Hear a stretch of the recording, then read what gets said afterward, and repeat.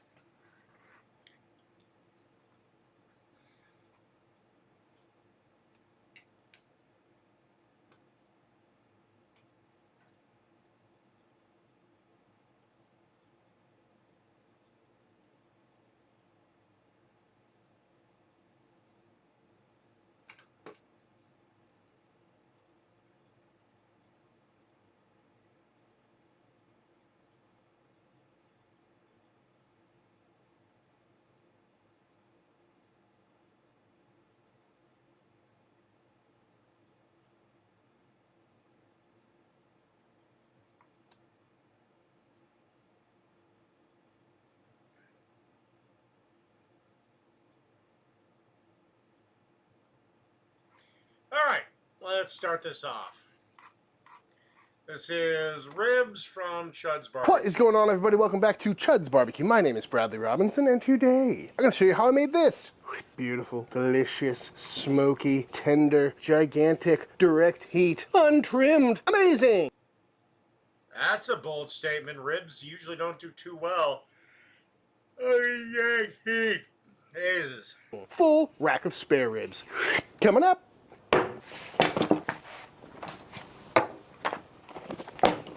These are some ribs. Pat them dry. And what I got here is a big old rack of spare ribs, the full spare, meaning we got the chine bone up top, all the rib tips, the skirt meat on back, and all in all, just a gigantic rack of ribs. And truth be told, this is kind of an impromptu video I wasn't really planning on making, but yesterday I was walking through H-E-B, perusing the meat section, as one does, and I looked and I saw these, and I was like, damn, that is a big rack of ribs. Which then got me thinking, in the last 15 or so years of cooking barbecue, I don't think I've ever cooked a full rack of spare ribs. I mean, Really? obviously, I've cooked thousands of racks of spare ribs, but they typically get trimmed up. Like I was just saying, starting by taking this chine bone off the back, cleaning up this skirty flat meat, squaring up this end to get rid of all these tiny baby ribs, and then taking down the rib tips a little bit to give it some good shape. Which makes a lot of sense if you're coming from a restaurant perspective, which is my background. Because we're trying to maximize our yield and how many ribs we can put on a barbecue tray. And these tiny little baby ribs are gonna probably burn up, so we can't really use them for much once they're cooked. Same with the chine bone, that's gotta come off because we can't cut through it. The skirt meat on the back can sometimes get rub underneath it, and it's just extra meat that might burn up as well. And all this extra meat coming off of this rack is gonna make a lot more money in a sausage as opposed to burnt or, you know, less desirable rib cuts once it's on the cutting board. But I'm not in a restaurant anymore, and for most backyard pitmasters, they're probably not making their own sausage, so they're likely throwing all these scraps away, which got me thinking, how many people out there are just cooking this thing whole and simply sacrificing presentation for, you know, less desirable cooked meat? So long story short, Fuck presentation. I'm going to cook this entire rack of spare ribs as is and really see how that skirt meat comes out, what the baby ribs look like, and if all the trimming over the years was really necessary. Which is going to be really difficult because every part in me wants to flatten this out, remove some of this extra fat, square up this thin little end over here, and also this big muscle on top. I always take that off, but I shall resist. Come on, can I take that off? Can I just take, maybe it'll rip off. All right, one single trim. There we go. All right, now I feel better. So let's get this thing seasoned up. And for rub today, I'm going down with some Chud's Barbecue Bold. I've been loving this rub lately. It goes great on absolutely everything. Nice savory flavor profile, good pepper content. It should be perfect on a rack of ribs. Do I season under the skirt meat? I don't know. Membranes staying on per usual. Interesting thing is with all these thin parts, I gotta go a little bit lighter over here and a little bit heavier over here, where usually it's a little bit more uniform. Throw a little rub under there. Beautiful, looking very nice. Flip this over, do the top side as well. Oh geez, just a nice healthy dusting. And that's looking pretty much perfect to me. Let's go ahead and fire up the pit.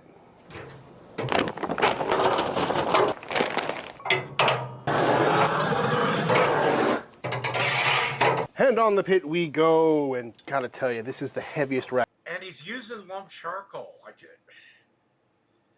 That ain't my rack of ribs. I've ever picked up. Takes up the whole pit. Absolutely gigantic. Usually I can fit 4 racks going vertically, but not this size. But I got the old chud box here fired up. We're aiming for a temp of about 275, 300 degrees. Got a bunch of lump charcoal in there. We're gonna do a pretty classic direct heat barbecue cook. And also I might throw a couple of chunks of post oak in there because I'm feeling a little bit frisky. Nice combination of that direct heat flavor plus that wood smoke. And we're gonna cook it like any other rack of ribs. We're about an hour in on this cook. Temps are holding steady, which is great. Super easy cook. Color is looking great. Bark is adhered nicely. Let's see what the underside looks like. Oh yeah, looking real nice. Beautiful color on that. That skirt meat is definitely getting pretty hammered, so we'll have to keep an eye on that. But lovely color. Everything's looking nice and crispy. Got a nice mahogany to it. So now we're gonna get some color on the top side, the meat side. Let it go for probably another hour. This video is brought to you by Tecovas. In every pair of Tecovas boots, you can expect a premium quality and a... All right, let me get over this.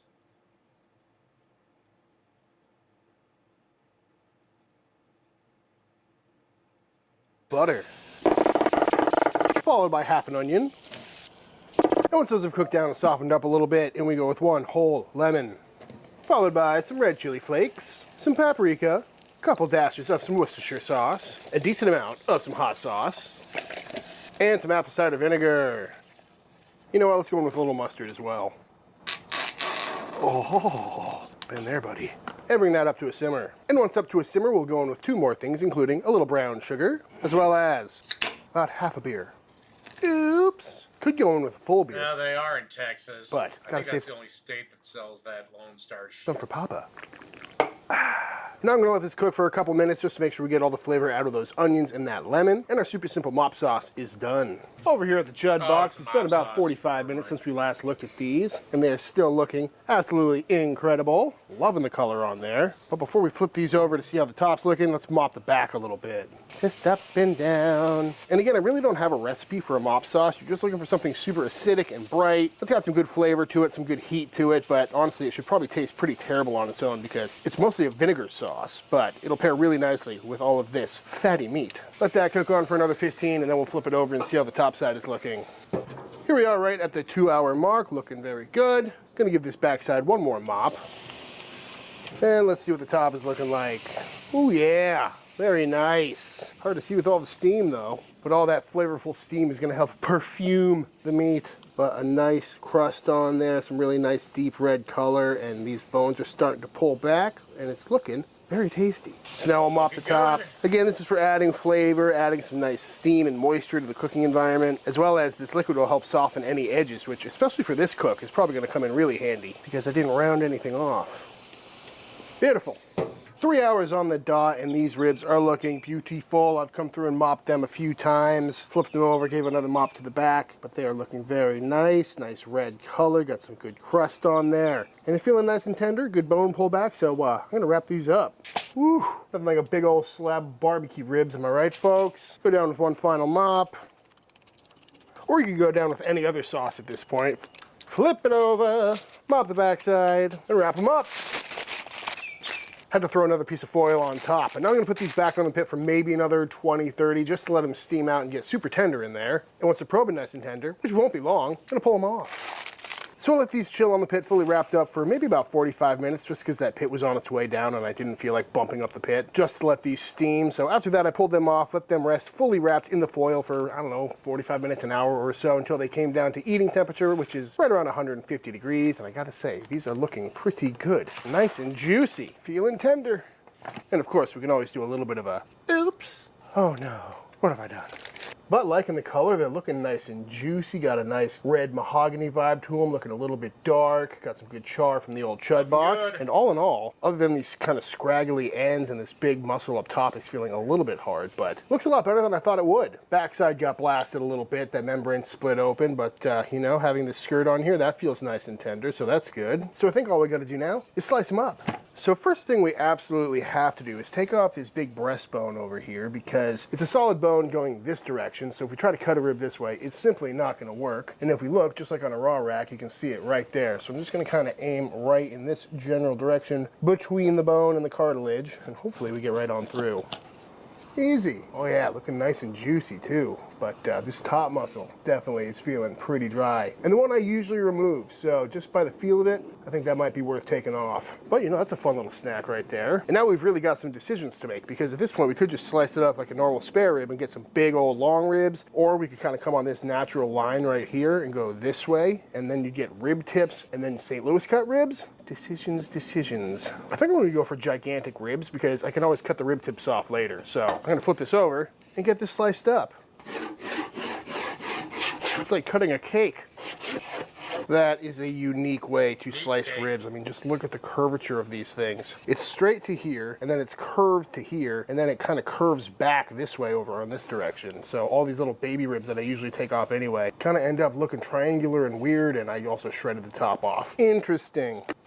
So back in its original formation here, we've got this breastbone on top, which again is some fun gnawing, but definitely not the best rib on the rack. Kind of hard, kind of dried out, but looking really juicy underneath there. Then you got this rib on the very end, which is usually my favorite because it's got this meat right here. It's like pure pork belly, really fatty. But again, it's got this chunk of meat on there, and just feeling it, it feels kind of tough. And then from here to about here looks pretty perfect. I mean, that is just a gigantic, beautiful Looks good. rib, looking nice and juicy. Get a nice center cut bad boy. That is looking like a bacon rib almost, or a beef rib or something, because that is just so thick, so gigantic. And we got a little smoke ring on there too. Very nice. If we keep going, they just get even longer. That's like the biggest rib I've ever seen. That's what that meat on the bottom looks like. Interested to see how that turns out. But again, looking a little dry up on this end. But you can really see the different ribs, you know, right around here is where you'd slice it for the St. Louis cut. Then you kind of got your rib tips with all the cartilage bits, and then it just kind of keeps going. The thin part that I usually trim off, which is in fact feeling kind of dry. And then typically I'd probably zip these 3 off, maybe these 2, and probably for good reason, because they're not the best looking ribs. Kind of thin, falling apart, a lot of bone, a lot of cartilage. So I think it's time to taste one. I think for starters, let's go for this breastbone, this chine bone on the end here, because I've never actually eaten this piece before.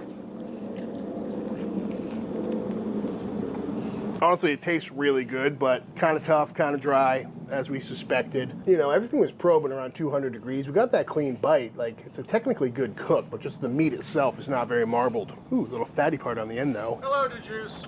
I mean, that one was good. And I'm sure you know that muscle I was talking about this whole time that's on top of the end of the rib. I usually take that off because it's a piece of muscle, piece of fat, piece of muscle, so I worried it would slide off, and it didn't slide off, so I guess I can stop saying that now, but at the same time, not the best piece of meat to leave on your ribs because it's just a different texture than everything else. That being said, that muscle varies in size from rack to rack, and it was huge on this one, so if you've got a little baby one, you could probably get away with leaving it on. I've just been eyeing this one all day because this one is absolutely beautiful. Gigantic, thick rib, nice smoke ring. Let's go for it.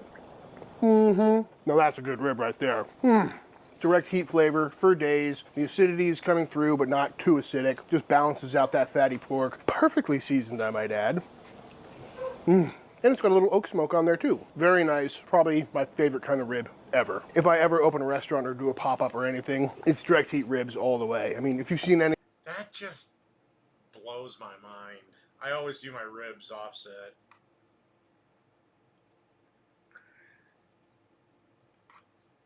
All right. This is Gordon Ramsay versus Bobby Flay. Which burger is better? Trust me, that is a burger to die for. A burger, you can hear the crunch. It's satisfying. Bobby Flay versus Gordon Ramsay, 2 absolute legends. We know they know the And they fucking hate each other, too. fine dining, but can they do a damn burger right? Today we're putting both their I'd say Bobby Flay more than I don't know. burger recipes head to head to see which one Snack Daddy likes the best. Join me, subscribe, let's get started. So Bobby Flay starts off with a very simple 6-ounce ball of meat here, and we're gonna form this into a patty. Once your patty is formed, you're going to make a little well, a little indentation, because you know how that is something I've never gotten to work. she plumps up. They usually become plump, thick BBWs, and you put them on the grill. He puts a little well in there to kind of preempt that, as he says. So in theory, you should end up with the perfectly flat as your mom's face burger. And as far as seasonings, this young man goes very simple. Basic salt, liberally, and freshly cracked black pepper. We're gonna do the other side too. You didn't say do the other side. I'll do slightly less liberally. on the other side. So I don't need this to be a sodium bomb. If you're watching your blood pressure, let me know in the comments. We all struggle together here. Then once we got this patty all seasoned up, a little spray of canola oil. You know, he had like a drizzle of canola oil. I don't have liquid canola oil. It is what it is. That's what I got. That's what I'm gonna use. So we have our patty all set here. Time to go off to the grill. Now, there are two distinctions here. Now, Gordon cooked his on a gas grill, while Bobby had a little Weber kettle. Now, luckily, his snack daddy has about 4, 5, 6, or 6, 11, 9 grills. So I have both. So I got the charcoal grill heating up now, and I think she's about ready for me. Let's get out there. Okay, so we got our grill at about 4. Now, for me, I do, with burgers, I do lump charcoal. 450 degrees. Did I just almost take a massive spill down those stairs? Don't worry about me, worry about your mama. Okay, so we're working with like a 2-zone fire here. You got your hot side, you got a completely cold side here. We're going to start off on the hot side here. Now, Bobby just wants us to flip once. We want a really crusty burger and we don't want to be flipping her all over like you did your prom date. We're gonna let it go for maybe about 10 minutes. I trust Bobby. Been watching that man for about 30 years, so I'm gonna do what Bobby says. Stand by. Now, I gotta let you know, I think Bobby has this one in the bag. At least I thought. I watched the whole recipe and I think he does some goofy shit towards the end, but I mean, it's in his favor. First off, a charcoal burger is always going to taste leaps and bounds better than a electric grill burger because you actually get to taste the char grill. I don't want a Hank Hill ass burger. I taste the meat, not the heat. I want to taste a little bit of the heat, that smoky flavor. Well, yeah, charcoal is just better. It is a bit of a pain in the ass to, you know, fire up the grill. Propane, gas, whatever you want to call it, is just easier. And electric grills are abominations. Depending on the Unless you live in an apartment and that's the only grill you can have. charcoal, you get that woodiness as well. Okay, so now I think it's time to flip. Again, we only have one chance of this. We're only supposed to flip one time. We want that crusty underbutt. Yeah, I don't give a shit about that rule. Flip the burger as many fucking times as you want. It's your burger. See if the underbutt is crusty. We do have a crusty butt, even like a little bit of char, a little bit almost overburnt. And you know, it's looking like that little well thing actually did work for Bobby. The burger is kind of like leveling out to a nice little even plane here. And now time for the second reason I think Bobby might win this one, because he uses American cheese. Gordon got a little too fancy pass, a little spoiler there. But on top of that, Bobby also uses 2 slices of American cheese. Does my big back heart good to see. Now we're gonna cover this up for about 15 seconds, just till that cheese starts to get all meltified. Then we are ready to assemble, baby.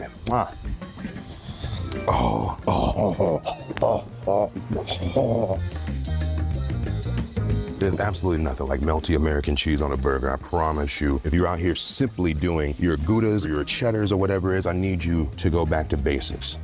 Do you see how velvety that looks? Just, oh God. Let's go back in the house.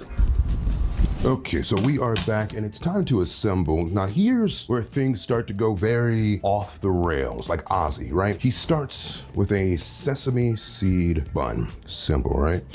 We place our burger down. He does Russian dressing. Not too crazy right now, I guess. I'm just gonna do a little bit. Now he used a Chipotle ketchup. For the life of me, I could not find that. But I do have this Cleveland brand bacon bourbon ketchup. Same thing, Chipotle, bacon, they're the same thing essentially, right? I'll imagine spice. And he's going full blown. Just make your own Chipotle ketchup. Big back barbecue with a little bit of coleslaw. Now I know I could have made some coleslaw, but I'm not making a whole coleslaw for one bite of a burger. Get off. Oof. Oh my God. Got coleslaw on my wrist. A dollop of coleslaw. And if the hypertension wasn't already imminent enough, big ass put some potato chips on there. Just going in. I don't want to overdo it because I don't want to overpower the burger. The meat needs to be the star. Now top bun. And folks, this is Bobby Flay's signature burger. Now this is a beast of a burger. Usually, sometimes I could just go with just meat and cheese, maybe a little sauce, and that's all I need on a burger. A little veg, a little tomato if I want to be civil, but just meat and cheese is all you really need in a burger. I'm repeating myself, I'm excited. No, you also need bacon usually. A little bit excited. No matter how much chaos this is, I'm a little excited. Let me take this first bite. Going in. So we did get medium. That's good to know. We followed suit with Bobby. That said,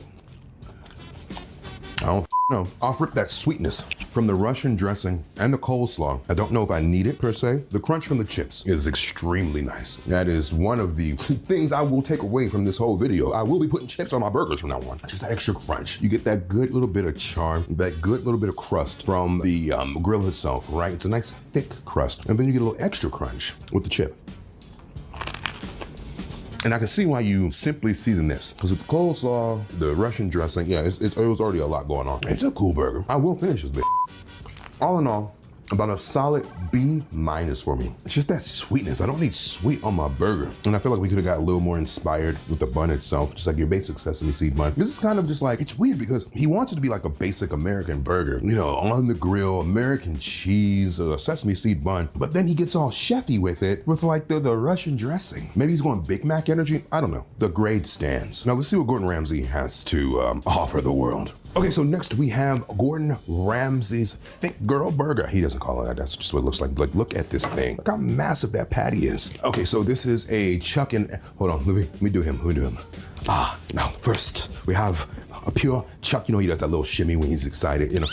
We have a pure chuck and brisket burger. We assemble this the day before. A touch of egg to just bring it together, and then you let it sit overnight. But you bring it out before you cook it because okay, that's exhausting. God, it's probably exhausting being that man, huh? So we make it the day before, but we bring it out like a half hour beforehand to kind of let it get to room temp for even cooking because again, she's thick. And another simply seasoned one, and I'm actually gonna bring over this little slab of onion to go with the seasoning as well to be efficient with our time because we're going to put the onion on the grill as well and we're going to season it exactly the same. A little touch of the grapeseed oil that has seen better days.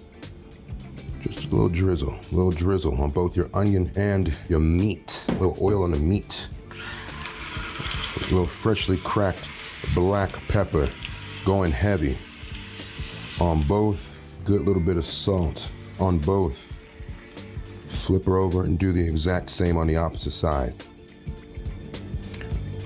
Now, the fact that they're both oiling the burger beforehand is like kind of new and foreign to me because one, these burgers, they're full fat burgers. None of them are like that 93.7 shit. These are full, almost dropped the butter. God damn, that would have been a mess. You know, they're not like gonna be super dry burgers. And from my experience, burgers create enough fat on their own to justify not really needing a whole lot of oil. And then when you're grilling, I oil my grates to prevent stickage. And it's not like we just need more like flavor, like for oiling the grates are a myth. The oil burns off almost instantly. Oil, because it's grapeseed oil. So I guess, I don't know, if you know why exactly you oil the burger, full fat ass burgers, and also oil the grates, I don't know. Let me know in the comments if you know the rationale behind that, because I'm a little lost, as I am with most things. Gordon wants us to be very particular to make sure we grab that extra salt and pepper around the cutting board. No seasoning left behind here. And we're also going to bring our bun over to the party because we are taking this all outside because we're going to grill the onion. We're going to grill the bun slightly. And I think it's time to grill the meat. Okay, so I think we're ready to head out to the grill, electric style. Let's do it. Electric shuffle out. Except he didn't use an electric grill. He used a gas one. Let's see. Let's do that.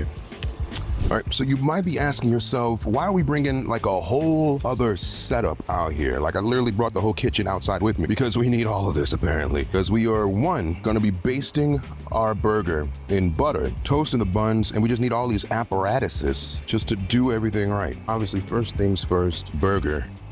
Then it's time for our onion. Now our buns, I think he used brioche. He didn't name what exactly he was using, so I am doing brioche, and they go down. I did put a little oil on them as well. So eventually we're gonna just let the hood of the grill down. So I'm gonna let these buns toast first, get them off, and then I'm going to put the hood down, because I don't trust myself. We're gonna make sure we toast the buns on both sides. We got a little char on each side. I'm calling it. I don't think we need to do all of that, right? Just gonna put them up above right now. Now I will put the hood down. And we come back in some time. Okay, so now we're gonna flip the burger and then get really, really thick bodied. Nice little sear on that one. Flip our onion too while we're at it. Yeah, a little char on now. Now for our first baste of butter. Gordon says this is going to caramelize and give it a great flavor. Do we know what kind of butter I'm using, children? Fans of the channel know nothing but that Kerrygold. House ain't a house without Kerrygold butter. We're going to let this go, flip it over one more time, get another baste, and then we'll be about ready for our cheese. Now, I'm just curious if we're going to get cooked all the way before it burns because it's such a thick burger. He said to get the grill as hot as possible, so I have mine up to 500 degrees, and I just feel like it would start to burn on the outside before we really get a good cook on the inside. Now, again, we had it sitting out for about a year and a day before we put it on, but we shall see. Okay, so this actually brings up a question. There's like 3 types of burger sizes, right? There's these thick girls here, like damn near like hockey pucks. Then you have like your more standard, like I would call them all-American burger size, maybe like Bobby. But then there's the smashers. There's the paper thin ones that almost piss me off. What is your favorite burger size? Let me know in the comments. Quarter-pound patties, pressed thin, not smash burgers, but kind of a happy medium. 2 of them with crap in between each patty. I'm actually going to close this again because we need this to finish cooking.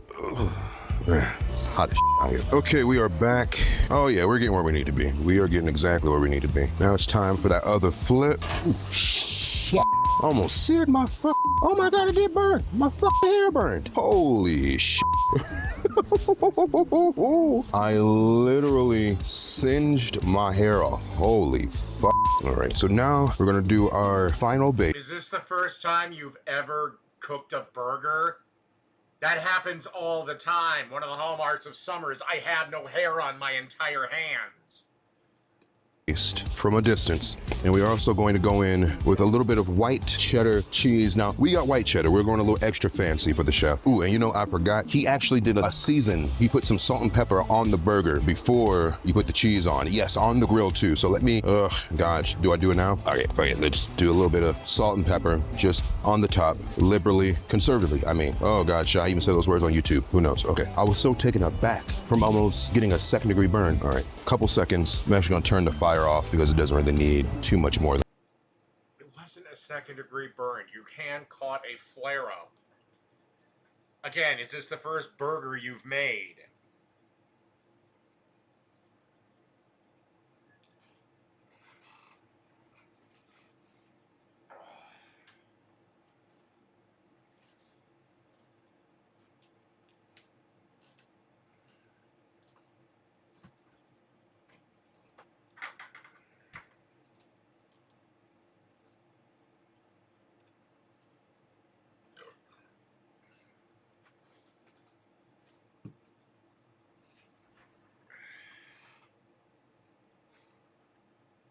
Yeah, there's white American. You can find it usually in your deli, or Swiss American is usually also white American. This, right? Ooh, we ready. We ready. We ready. We ready for y'all. Some of y'all know that. Some of y'all don't. Okay, let's get this in the house. Onion. Onion. All right, see you in a bit. So has anybody ever so idiotically injured themselves while cooking on the grill? Let me know that in the comments. Tell your stories, relate to each other, trauma bond, if you will. Okay, so first thing I need to do real quick is he made like this mayo mustard mix. So taking a little bit of light mayo, because that makes it healthy, just a little bit. That Cleveland brand condiment, I got the brown mustard. You know, you got a burger, right? Actually, I'm gonna add a little more because I forgot he actually goes ham with this sauce. So a little bit more mustard, a little bit more mayo.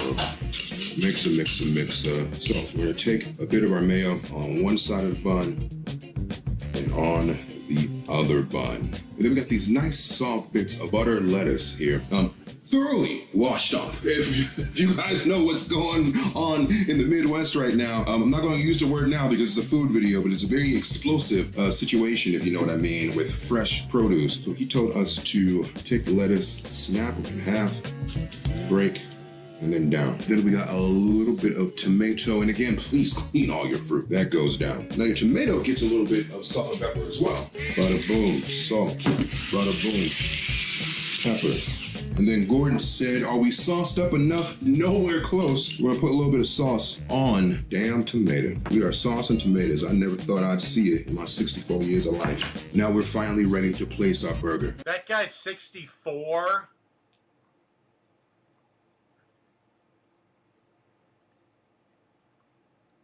Hold on. Then we got a little bit of tomato. And again, please clean all your fruit. That goes down. Now your tomato gets a little bit of salt and pepper as well. Bada boom, salt. Bada boom, pepper. And then Gordon said, are we sauced up enough? Nowhere close. We're gonna put a little bit of sauce on damn tomato. We are saucing tomatoes. I never thought I'd see it in my 64 years of life. Now we're I don't know, maybe he lives on Mercury. finally ready to place our burger. We got the thick girl patty on top of that sauce, that seasoning, that tomato. And then bringing up the rear, we have dangling caramelized onion, just a little bit of onion. And then finally we have our top bun. And this is Gordon Ramsay's pride and joy. Like a Mondo burger. Welcome to Good Burger, home with a good burger. Can I take your order? Gordon, are you sure you ain't American to this? Huh. Damn, it looked like it's gonna do everything you need to do. Easily more visually appealing than Bobby's burger, but of course it's all about the taste. Going in here.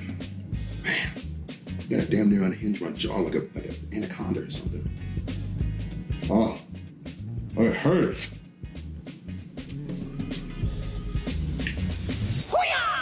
Ooh, ooh. There's levels. Okay. God damn. Even the shrimp is so nice. So we did get cooked the way we need it. Not a lot of pink, but it's still just so moist. The butter adds just such a richness to it. And then you got that mustard mayo mix. It adds like a creamy tang to it that just kind of cuts through the fat of the burger. It's borderline too salty. I ain't gonna lie to you, because we added salt to this burger like 4 separate times. You taste every last granule, but we got such a crispy char on there too. I guess as that butter starts to kind of fry the meat.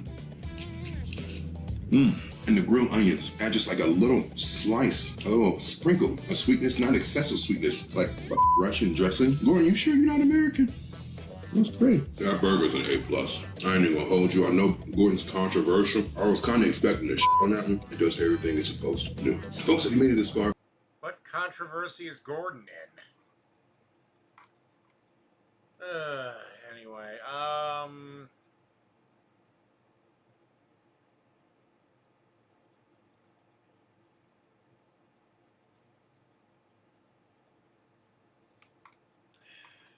go back to Beard Meets Food.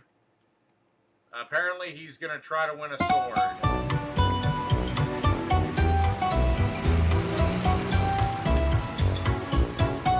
Now, you could be forgiven on account of the weather and people holding umbrellas for thinking that we're in England, but we're not in England today. We are in Slovenia, in a town called...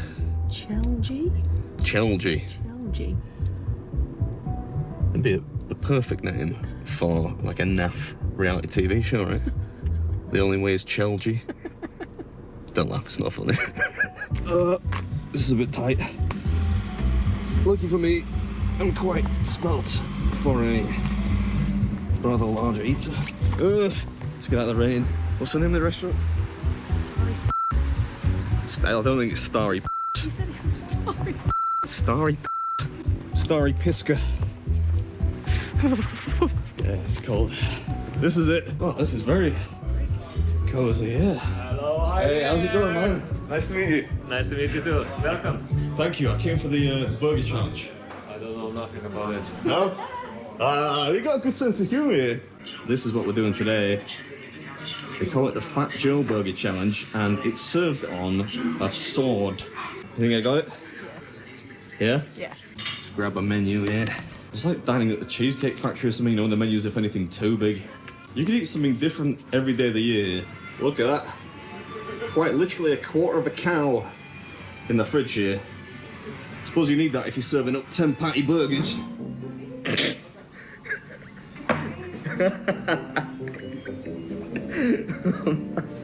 Alright, so today we're at a place called Starry Pisca. Starry Pisca, exactly. And it is in Chelgi.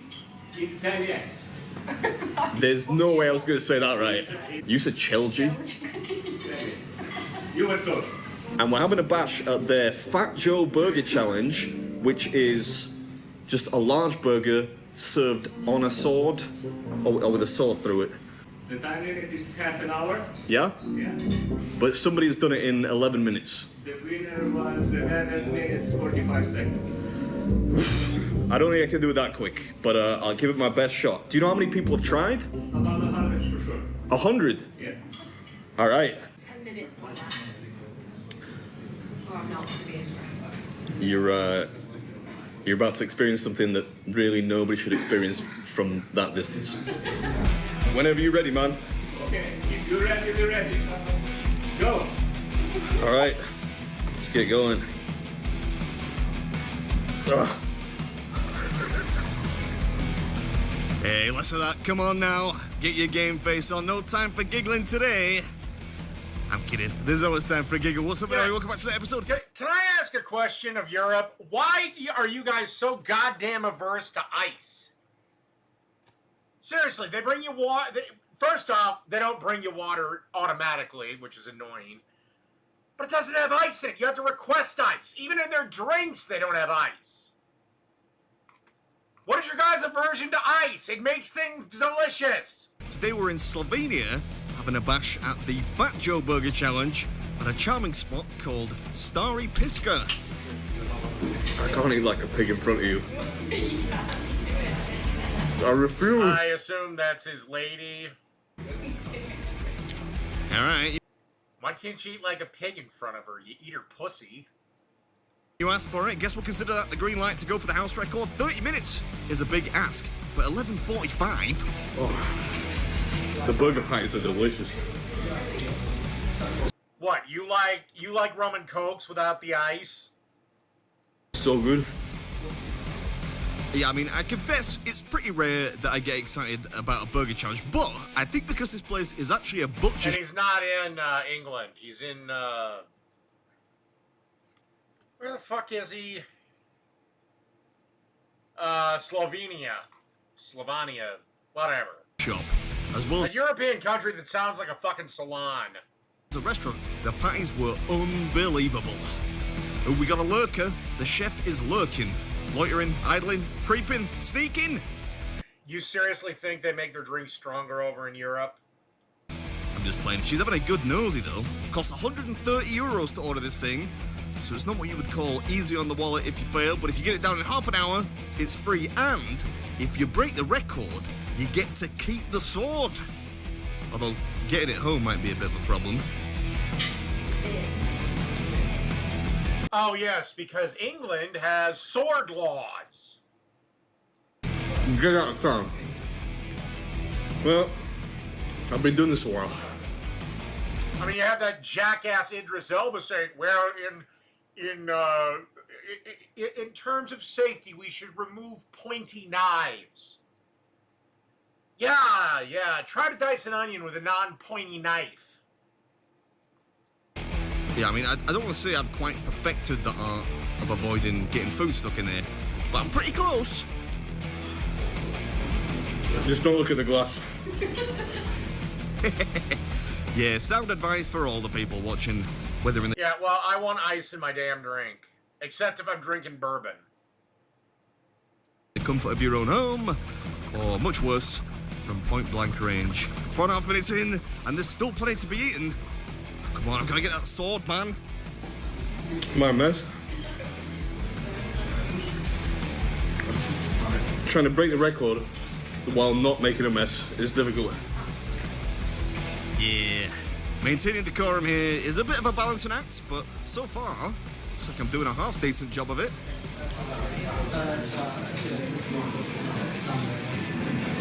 You're gonna break the record.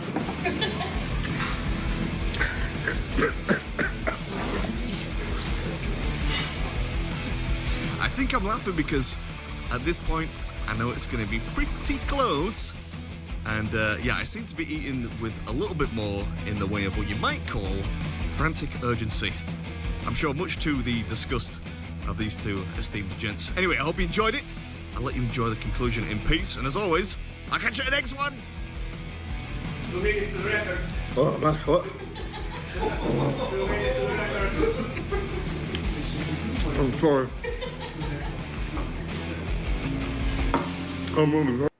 That wouldn't disgust me. I've seen far worse than that. Sorry.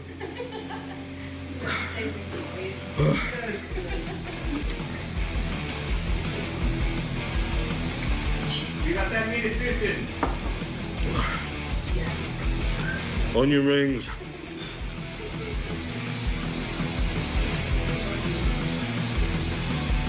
Alright, it's a Big Spoon. And that was Starry Pisca's Fat Joe Burger Challenge. I think in record time. We got a record. Well, you get to keep the sword and bring it home, though, because England is a land of a bunch of fucking pussies. 11 minutes, 5 seconds, 34. I'm really sorry.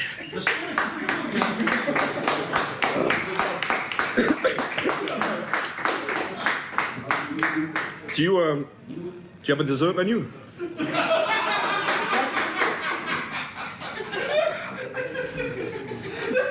Thank you very much. you so Thank much. you. Thank you. Oh, thanks, man. Thanks. Thanks. Thank you, thank you.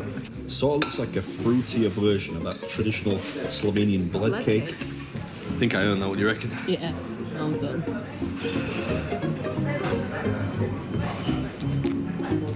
Oh. That is delicious. I get to keep the sword. You're gonna keep the sword, okay? Yeah, you can't carry a knife in public. Unless it's a folding knife under 3 inches. Let's see. Oh! And you have to be 18 to buy a knife.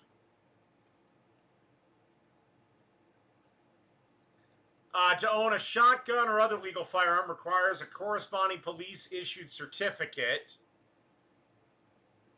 You have to prove secure storage, which is bullshit. And you have to have a valid reason. How about I just want it? Can't buy a pistol. Basically, the only allowed firearms are bolt-action rifle and lever-action rifles. Pump-action rifles are strictly restricted to... Or semi-auto and pump-action rifles are restricted to .22 caliber. What a bunch of bullshit. Oh my god, Yeah, thank you very much. It's yours. Oh, that's Just gonna clean amazing. it and it goes with you. Thank you very much. Thank you. Thank you, appreciate it. Yeah. Bye bye, bye bye. Bye. I probably can't walk the streets of Slovenia with this, can I? That is, I have to say, an ingenious method to avoid arrest. And it's illegal to possess swords. What a fucking bunch of crap. Meanwhile, the crime in England is through the fucking roof. Dangerous. You do look pretty dangerous, yeah. I mean, you demolished that cheesecake, like. Alright,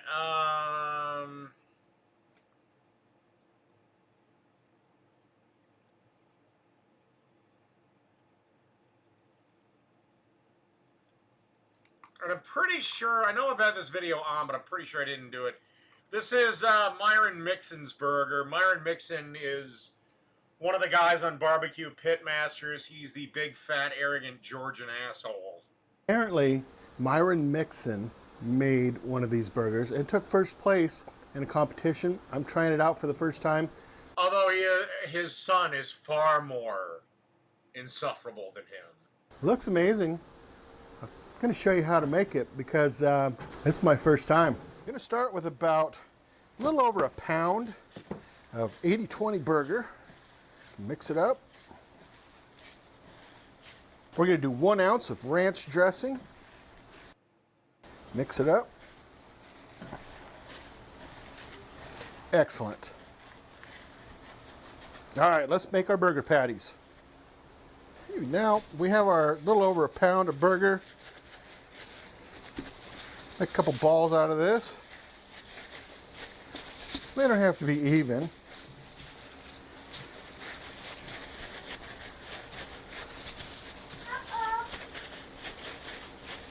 Those look pretty good. Just smash them down. Give them a little shape. Because this is how we're going to cook them. We're going to cook them on this piece of tin foil, just like that. You use your favorite shake, but I'm going to use some Uncle Steve's Lucky Shake. Link down below. Great guy. You can use salt, pepper, garlic, just salt, pepper, whatever you want. Use somebody else's shaker rub. Excellent. These are going to go on the smoker. 300 degrees till they heat medium rare. Smoker's at 300 degrees. Put the burgers right there in the middle. Check that out. All right. And that is my one way I don't like cooking burgers on a smoker. Because every hint of smoke is picked up by the burger. I'll finish burgers off in a smoker, but cooking them, no. See you at medium rare. You're probably asking why we're cooking the burgers on tin foil. Two reasons. One, the burger will continue to cook with that tin foil in its own juices, but the smoke will come over it and we'll get that smoke flavor on the burgers. Let's continue on. 25 minutes into these cooks. See, that's the problem. You get no sear, you get no crust, you get nothing. It's like making burgers in the oven. And these burgers right now are sitting at medium rare, about 130. I'm gonna pull them off. It's okay to let that juice kind of come off now. It's done its thing. Those burgers look pathetic. Look at that. Look at that. Yeah, heck yeah. All right, now it's time for part two. Second part of our thank God he's gonna sear them. process is I'm gonna take about a half a stick of butter and put it on a flat top. Here's a pro tip for you. If you don't have a flat top, use a cast iron pan. Any kind of pan. As you can see, I spread our No, it's stainless steel or cast iron. Non-stick doesn't get hot. You can't get non-stick hot enough. butter around. Gonna put some more Uncle Steve's down here. You don't have to do this. I just like to add it for a little extra flavoring. I'm gonna take each burger one at a time. Get that bad boy cooking. Once it starts cooking, like you can see right here, I'm gonna give it about 3 minutes each side. We're about 3 minutes on this side. I'm gonna flip, and if you see right there, you can see the char that's starting to come in. Basically what we're doing is we're sealing in flavor. Same with there. Why? Yeah, we don't have it quite right there. Some burgers are gonna take a little longer. Your flavor already evacuated when you smoked the burger in the first place. There's nothing left to seal. We're starting to develop it You seal that shit in when the burger's fucking raw. there. You can go a little heavier on that char if you'd like to. You don't have to. You put some cheese on there, because we've already done that one side. We're just kind of waiting for this side to come in. Getting closer. All right, let's check those other burgers. Starting to come in. Really like that one. Lay some cheese on them. Perfect. I'm going to pull these as soon as the cheese is melted, and then we're going to go to step 3. All right, as you can see, our cheese is melted. Start pulling them off. We're going to put them back onto our tin foil. All right, I got some Canadian bacon that we're going to throw in here. Jesus Christ, would you deal with your child or grandchild? Get it cooking in that butter. Same butter that we used on the burger. And a little extra there. Perfect. We got some buns here. They just have some mayo on them. All right, 3 of our 4 buns cooked a heck of a lot faster, so I'm going to pull them off. Time to give our Canadian bacon a little flip. I said this part 3 does not take long at all. but it's going to add tons of flavor. Yeah, but half your Canadian bacon's gonna get none of this goodness. Our Canadian bacon Why is wouldn't you just separate them? done. Up there. Man, I'm getting excited about this. It's gonna be so good. Our buns are done. Now for some tomatoes. I like Roma tomatoes. You use whatever tomato you want. If you don't like tomato, don't use them. All right, so at this point, we have our burgers. We got our Canadian bacon, got our buns, pickles. We got some lettuce over here. I have some chives over here. They're getting ready to go bad. They're dying. But check the burgers out. Oh no. Voila, that's a good burger right there. You didn't see that happening?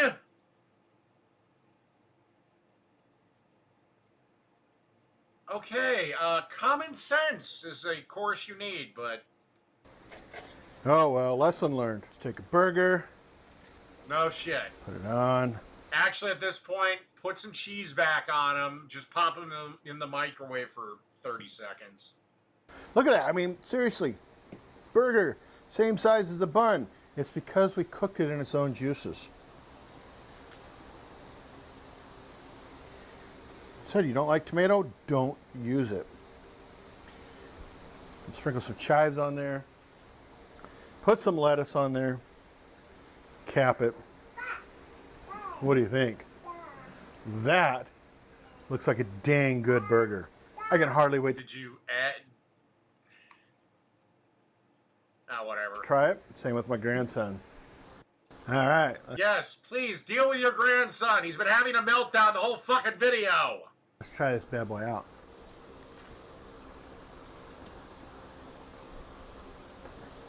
That truly has a ton of flavor in it. Get a little bit of that chive, but you know, I get some smoke off of it.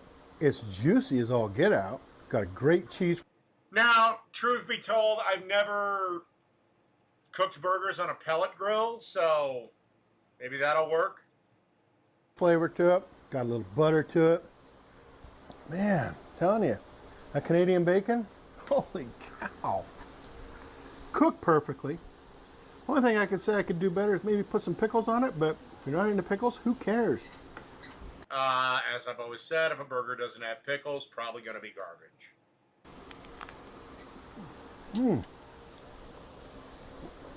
I really think searing it in butter for 3 minutes on each side at the very end, phase 2, is what puts this burger over the top. It just sealed in all that flavor. Now I have just a thing of wine in here, a little Chardonnay. White wine with a burger? First off, burgers are supposed to be served with beer or rum and cokes. But if you do wine, it should be red. Beef goes with red. Which is really good. Which reminds me, our next burger, I'm going to take you on a journey like you've never been on before. We're going to take a burger, we'll probably do something similar to this one, and we're going to pair it with a glass of wine, see where it takes us. All right, this is the Whistler burger. Myron. All right, let's see. I gotta see this wine video. All right, let's.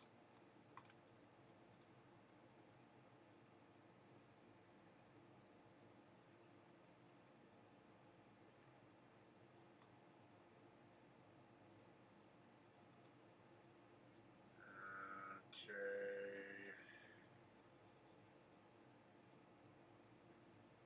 How far back is this recipe?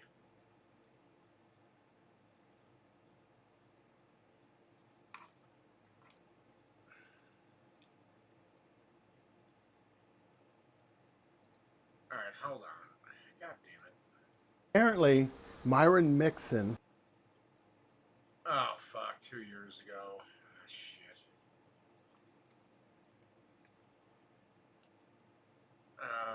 Okay. So looks like this guy hasn't uploaded in a while.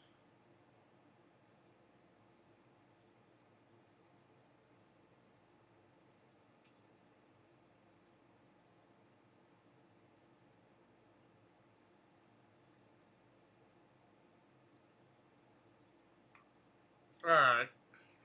I want to share a little secret about me. About 20 years ago, I became executor of my grandmother's estate in Prosser, Washington. Now, Prosser happens to be the wine capital of Washington, and it happens to be my hometown. And I was doing my executor stuff. I started hitting up all these wineries, and come to find out, a lot of these folks knew my family. So every time I go up there, I would sample their wines, get to know them, do a little networking. Before I knew it, I'm a wine snob. It took me a few years to get out of it, but I'm not anymore. But I do want to share with you a little bit about what I know on wines.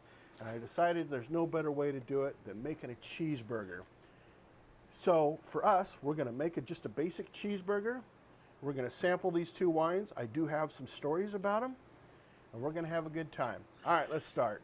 The best part about making a burger and wine tasting, of course, is sampling that wine. This air-filled cab was in the refrigerator for 45 minutes. I took it out. I opened the bottle up, let it breathe for 45 minutes. Now this G3, back in my day, it used to be called Goose Ridge, and this is just a blend. It's supposed to be good with barbecue. Same thing, in the refrigerator for 45 minutes, and then open for 45 minutes.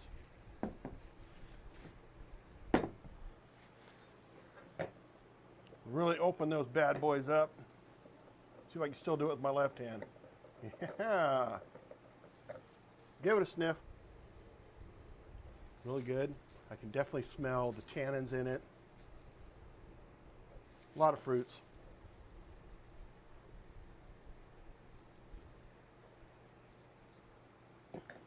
Very good. Very open. Very bright.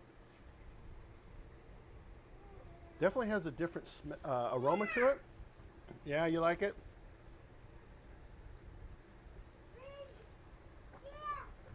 Dude, is there anyone else that can watch this, kid? But I like it too.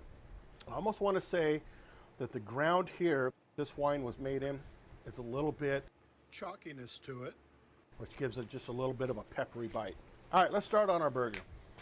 All right, this episode is not about making a burger. It's about pairing the burger with wine. The idea actually came from a friend who said, hey, can I do like a wine tasting and have like a cheeseburger? And I said, yeah, why not? Sorry, guys. I know it's a bit unprofessional to have my grandkids here, but you know what? I love them. Will you stop? I love them, and I had to learn how to adapt my world around theirs. They're great kids. All right, we got some I don't know. Where's Grandma? good-sized burgers right there. Move our vino out of the way. It's not that. So we don't confuse it. All right, for this, I'm just going to use some just kind of basic garlicky kind of rub, a little paprika for each one, because I don't want the salt, the rub, to overpower the burger. I want everything just kind of come together, because the idea is everything has to complement each other.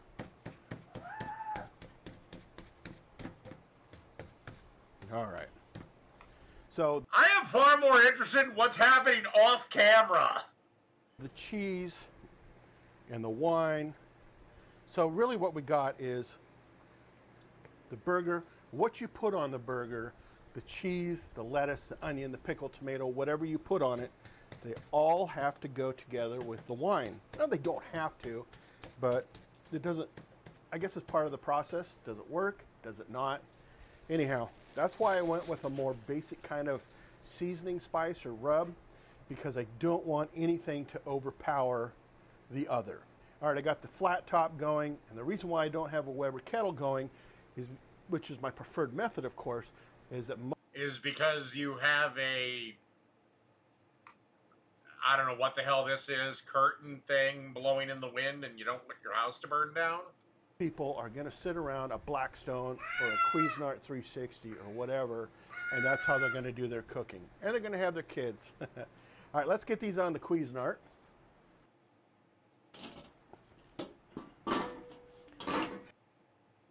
I got it on medium heat. I'm going to throw that first burger down.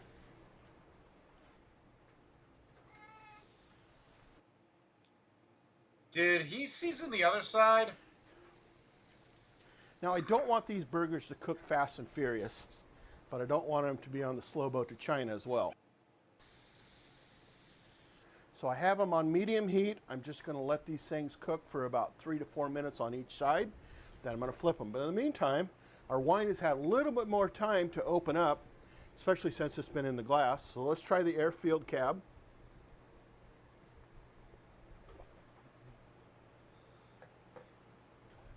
Oh, that's coming along quite well. Ah, whatever. A day drinking grandpa makes getting ice cream with grandpa more interesting. And let's try this G3 blend. And actually, that aroma has opened up a little bit more as well.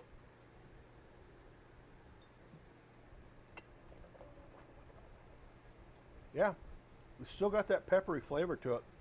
So you know, that peppery flavor may complement the spice blend that we have very well. Got our cheese on our burger. It's melted. I think you can see that. Good. It's a really good burger. I did also make buns, and I toasted them on the top, just put a little mayo on it. That is excellent right there. Looks great. Shut our Cuisinart off. We'll clean it later. So now, we have 3 burgers. All 3 cheeseburgers. Pretty much the same. What do we want to use? Well, I'm going to use this one. Gosh dang, that's good. I'm going to use this one. Okay, the only thing I have with this is typically when I make 3rd pound patties, I like 2 slices of cheese on them. Telling you.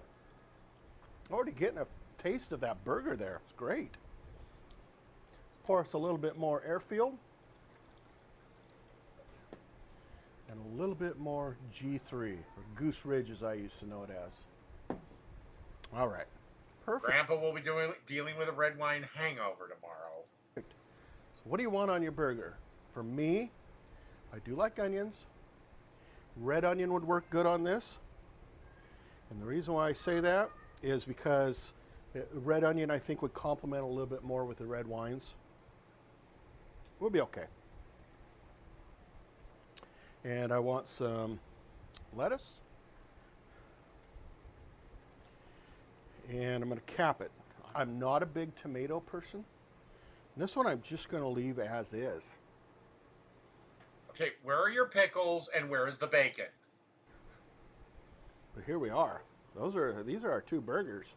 Come on, I have faith in you. And I gotta tell you what, they look good. Okay, our burgers are done. I'm going to just try the plain cheeseburger first. Very good. I get the pepper from our rub that we use, so it's a good sign. Let's try the G3.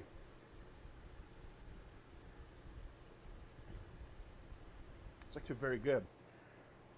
I really like. Well, yeah, typically red wine is what you eat with steak. So, the G3. Before we go on to the air-filled Cab Sauv, I want to tell you a little bit about G3, or Goose Ridge. It comes from a place called Benton City, Washington, where my other grandpa and grandma lived. They used to live across the river from a place called Red Mountain. And I don't know, every other summer or whatever, it would burn. And the reason why is Red Mountain was just sagebrush and grass. And that's pretty much where this place is from. So as a kid, we used to watch it burn, never thinking that in the future this would be something crazy. All right, so I want to try our air-filled now. Smells delicious.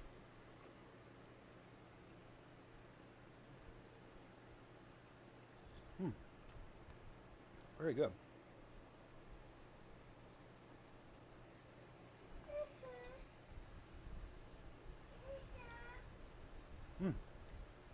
There's definitely a clear winner here, and that is the G3.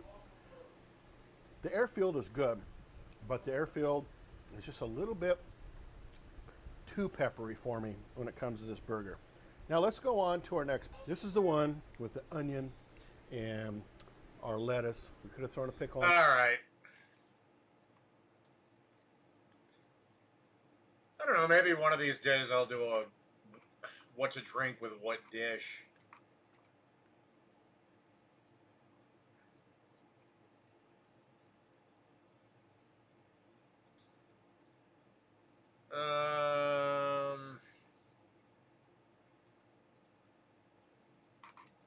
Alright.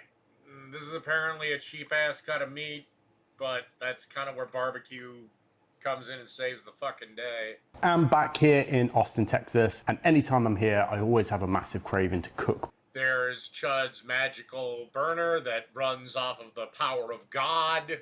Barbecue, obviously, and being at the Chud shop, there's obviously a Chud box available. So I went over to HEB, which is a local supermarket here, if you don't know, and picked up a pretty small boneless pork shoulder, and it looked perfect to cut into 3 or maybe 2 nice thick pork steaks. And if you're not familiar with a pork steak in this sense, it's basically a very traditional cut sold at a lot of old school barbecue places in the central Texas area. Basically, what the hell are you talking about? We sell it all the time in Minnesota. But then again, we're a bunch of German motherfuckers that love our bratwurst. not everywhere cooks on offset smokers. A lot of the old school places cook over direct heat, so directly over charcoal or burnt down wood. There is no way in hell I'd ever do a pork shoulder, be it bone-in or boneless, over direct heat. There's way too much fat, there's way too much connective tissue, there's way too much sinew. No, you gotta do this low, slow, or just grind the shit out of it. And the pork steak is basically the pork shoulder cut into steaks, cooked over that direct heat until not quite pulled pork, but tender like a steak. It's really, really delicious. I'm sure many of you are familiar with it. It's one of my favorite. Well, at least I won't fail as bad as your mom did when she gave birth to you. Bites of barbecue. So I'm going to turn this into 3. They're going to be quite long pork steaks, but probably 3. I think 2 will be too thick. So I'm just going to go in and commit. Ooh, that's a big boy. And I might straighten this edge up a little bit, actually. That can just go into sausage. This one goes in half. And there we go, 3 pork shoulder steaks. Some really nice marbling in some parts. Dude, those are fucking roast. Those aren't steaks. This, which is good. So now we're going to get them seasoned up. I'm going to keep it as traditional as possible, just salt and pepper. And I'm going to go pretty heavy on the salt because 1, these are pretty thick. They'll definitely be able to take it. 2, some of this seasoning is inevitably going to fall off. And 3, I just want it to be really well seasoned. And these are going to sit around for a little bit before they go on the direct heat cooker. So there'll be a little bit of dry brine action going on. So not all of this salt is going to remain on the surface. So I don't need to worry about it being overly salted. Let those sit for a little bit and then we'll hit them with the pepper. After a little bit, the surface is nice and tacky. You're going to go on with some 16 mesh black pepper and going to go on pretty heavy because a lot of this stuff is likely to fall off. And I like a heavy amount of pepper on my pork steaks. Those are looking good. We'll go fire up the chub box.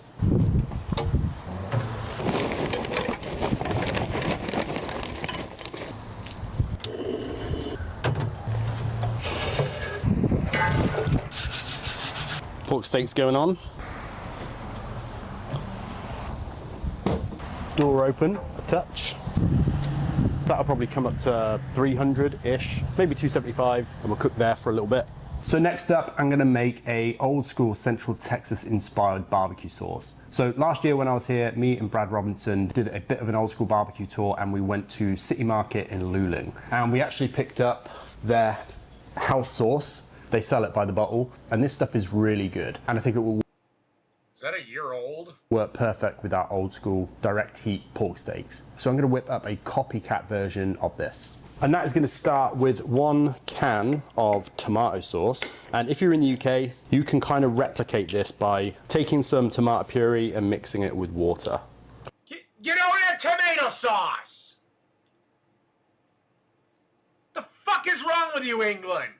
Full recipe will be down below, and I'll try and capture how to make this if you don't have access to cans of tomato sauce, or what they call tomato sauce here in the States. Then yellow mustard, some Louisiana hot sauce, and in fact, the bottles that they use are Louisiana hot sauce bottles. Then we'll go brown sugar, apple cider vinegar, black pepper, pinch of salt, and then mix it round. No need to heat this stuff. Need a bigger whisk. Next, I'm gonna make a mop sauce. This is gonna be to mop the pork steaks. Gonna keep things from burning up too much, gonna add some flavor, and when it drops down onto the coals, it creates steam and smoke and perfumes and flavors the pork steak. And the good thing about mop sauces is you can kind of wing it. So I'm gonna go in with some onion. This is diced, it's just what I found in the fridge. A couple of garlic. All right, I've got to take a piss. I'll be right back.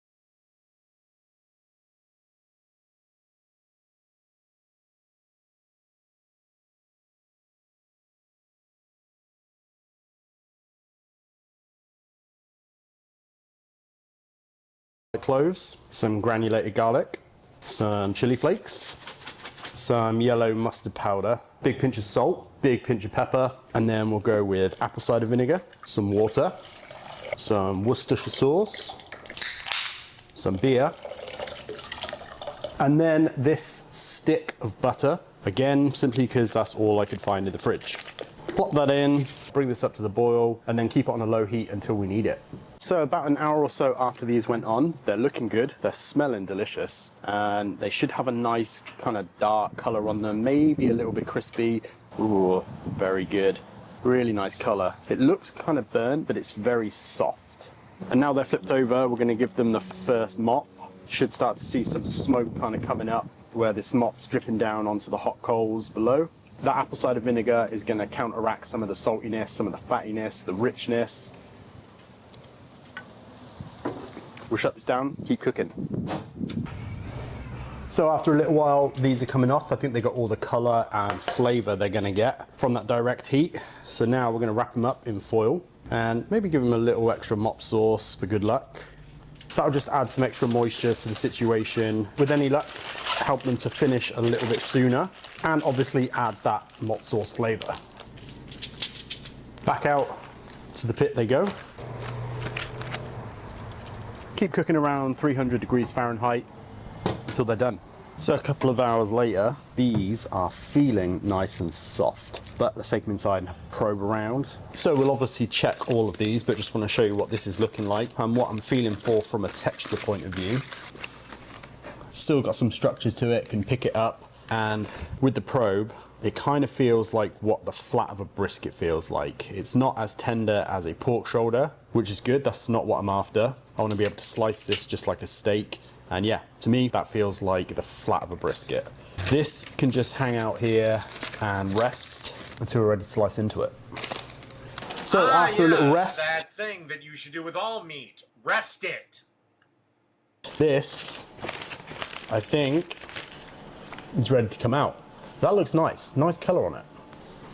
As I say, just gonna cut it like a steak.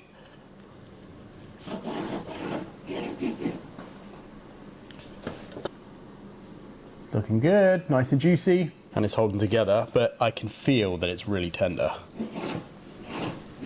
Tiny little bit of a smoke ring on there. Brad, you want some of this? Yeah. Really happy with how juicy that came out. I mean, it was a really fatty pork shoulder, so I'm not surprised at all. Give it a taste. Have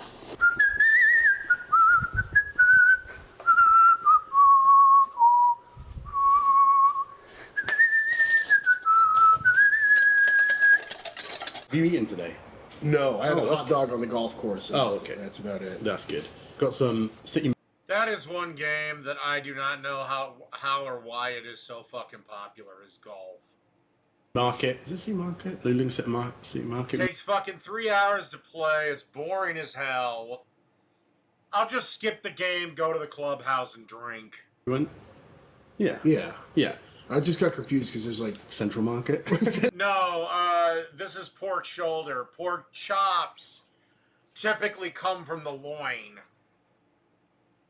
Central Market, and then the one right next to it that's also called Luling Market. Yeah. So we've got some of that Luling City Market inspired barbecue sauce. That would work well with the pork steak. I mean, it's classic. Yeah, after you. I haven't had a pork steak in a minute.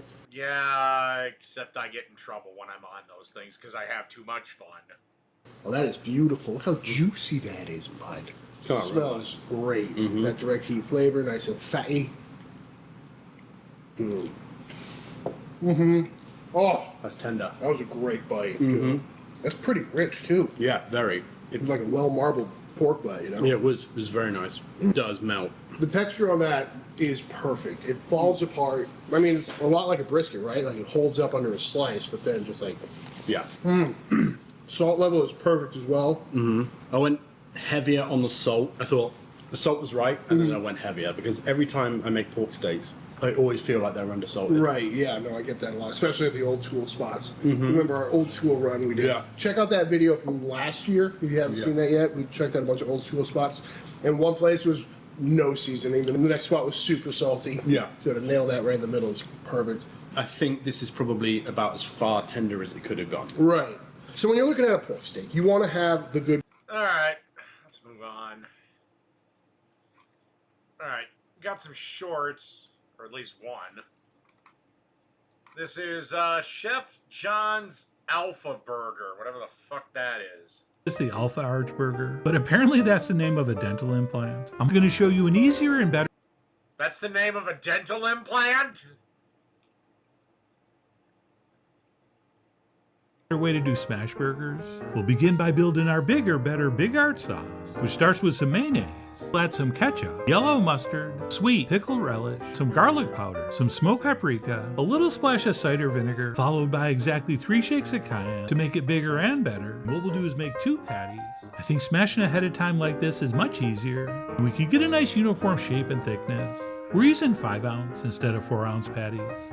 That's a hell of a big burger for a smash burger. Normally smash burgers are somewhere between 2 and 3.5 ounces.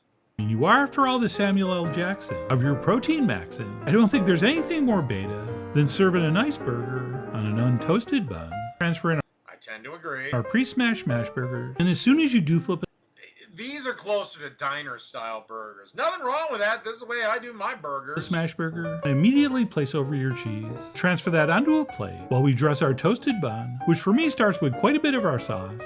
For that incredibly flavorful, super beefy, crispy caramelized crust, top those with our Funyun, and then over that we'll go with our third piece of That's something I've never added to a burger. Maybe I'll have to do that. Funyuns. cheese. Lay down our 3 dill pickle slices. And our last step is to top this with iceberg lettuce. And my friends, truly was a bigger, and I think much, much, much better, Big Arch Burger. I wanted to call this Alright, nothing really to say about that. Except bacon. Alright, and then this is loaded chili cheese dog casserole. Chili cheese dog pasta base. We got some Wolf brand chili. Throw in Okay, couldn't be bothered to make the chili. That's flag number 1. some onion and a chopped up Roma And nowhere near enough chili. tomato, paprika, garlic powder, black pepper, and some salt, Just let that cook together for a few minutes. We go over to our baking dish, our 9x13 mixture that we just and spread that over the top. Cup of cheddar cheese. We got the oven preheated. Okay, you should mix the mac and cheese and your chili dog thing together. 375 for 15 minutes. Ooh, man. That smells like a loaded chili cheese dog. Get hit with the kiddos.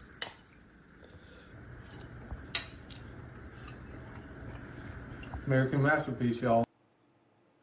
I can make it better.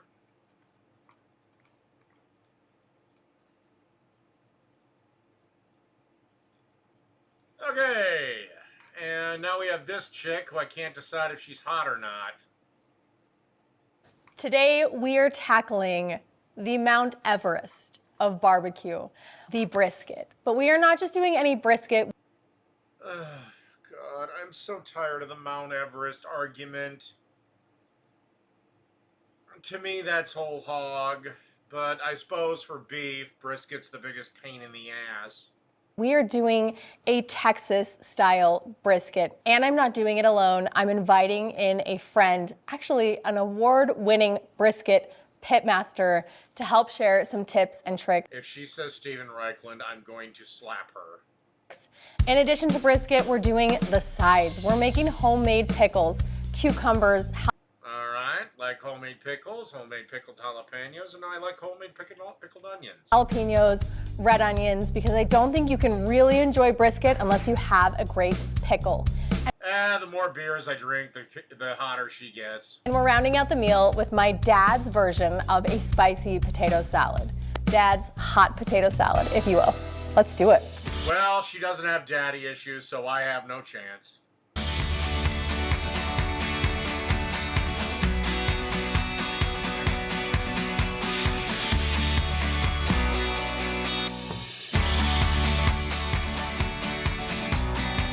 Today I'm going to walk you through cooking a beautiful Central Texas style brisket. And I have a Texas Monthly Top 50 Pitmaster that's sliding on in here today to deliver all the hot tips, tricks, and facts to help you make a better brisket in your own backyard.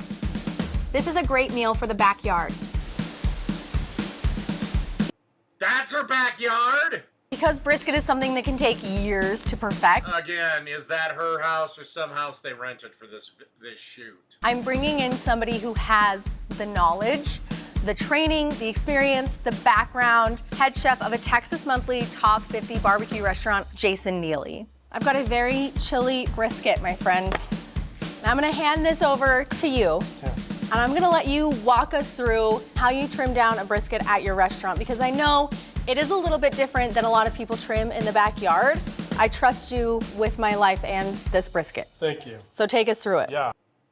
Slightly dramatic. I mean, I'll say a lot of people make it more complicated Unless the brisket can come to life and attack people, you're not going to be in any danger. It's fine. than it really is. So the first thing I do is I'll take this big hard piece of decal out, and that's just so that it's going to lay flat. Now you can clean up some of the stuff on this side. The one thing I will mention when you are cutting it, sometimes it's easier to bend it up like this if you're going to get through some of that stuff. Okay. Oh, okay. Yeah, show us how much you take off. So I'll try and kind of make an indentation where I know that this mohawk starts. I kind of like to go from here down. I think I'm most excited for Jason to show us how to trim a brisket. I think that's something that can be really intimidating to people. As you can see, look how big that is. That is a big chunk of meat that's gone. One nice thing about this at home, you don't have to get rid of this. You paid for this whole brisket. You should use the whole thing. These big pieces of meat, you can grind that and make burgers. This is great quality meat. Yeah, you will have to pair it with something a little leaner, though. It just doesn't make for the very best. Unless you want a super fatty burger. Brisket. For sure. Yeah, you have to trim enough of it off where you're not just eating into the fat, and enough that it's going to render. How thick do you typically leave this fat cap on top of your brisket? You want it to be like a quarter. A quarter is going to render most of it. Quarter of an inch? Yeah. I think the two biggest takeaways so far for me is don't be afraid to really get after it. Yeah, for sure. Anything that's like hard, really hard, you know that it's gonna be a lot harder to render. So we wanna kind of get rid of as much of that fat that we can. I think that looks amazing already. That smells good. Let's get this seasoned and onto the smoker. Okay, we're hanging out in the backyard. Okay, I have a suspicion that all pitmasters are a little bit of liars when it comes to their seasoning for their briskets. Because every time you ask somebody, all you hear is, oh, it's just kosher salt and coarse ground black pepper. That's all we use. So what do you put in your brisket seasoning at the restaurant? Well, we do use mostly black pepper and kosher salt, but there is that ingredient that most people just like don't mention, but it's seasoned salt. I think Lowry's seasoned salt is the #1 back pocket secret salt for a majority of pitmasters that are cooking Texas style brisket. Also try it on your fries. So this is my husband Todd's brisket seasoning.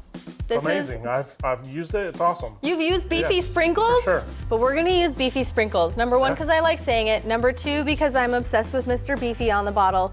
And #3, because I don't know if you have had a beefy sprinkles brisket before, have you? No. This is going to be very exciting. Okay, I'll let you do the honors of seasoning. Yeah. Hit it as heavy as you would with your blend at the restaurant. For sure. And then let's get this on the smoker.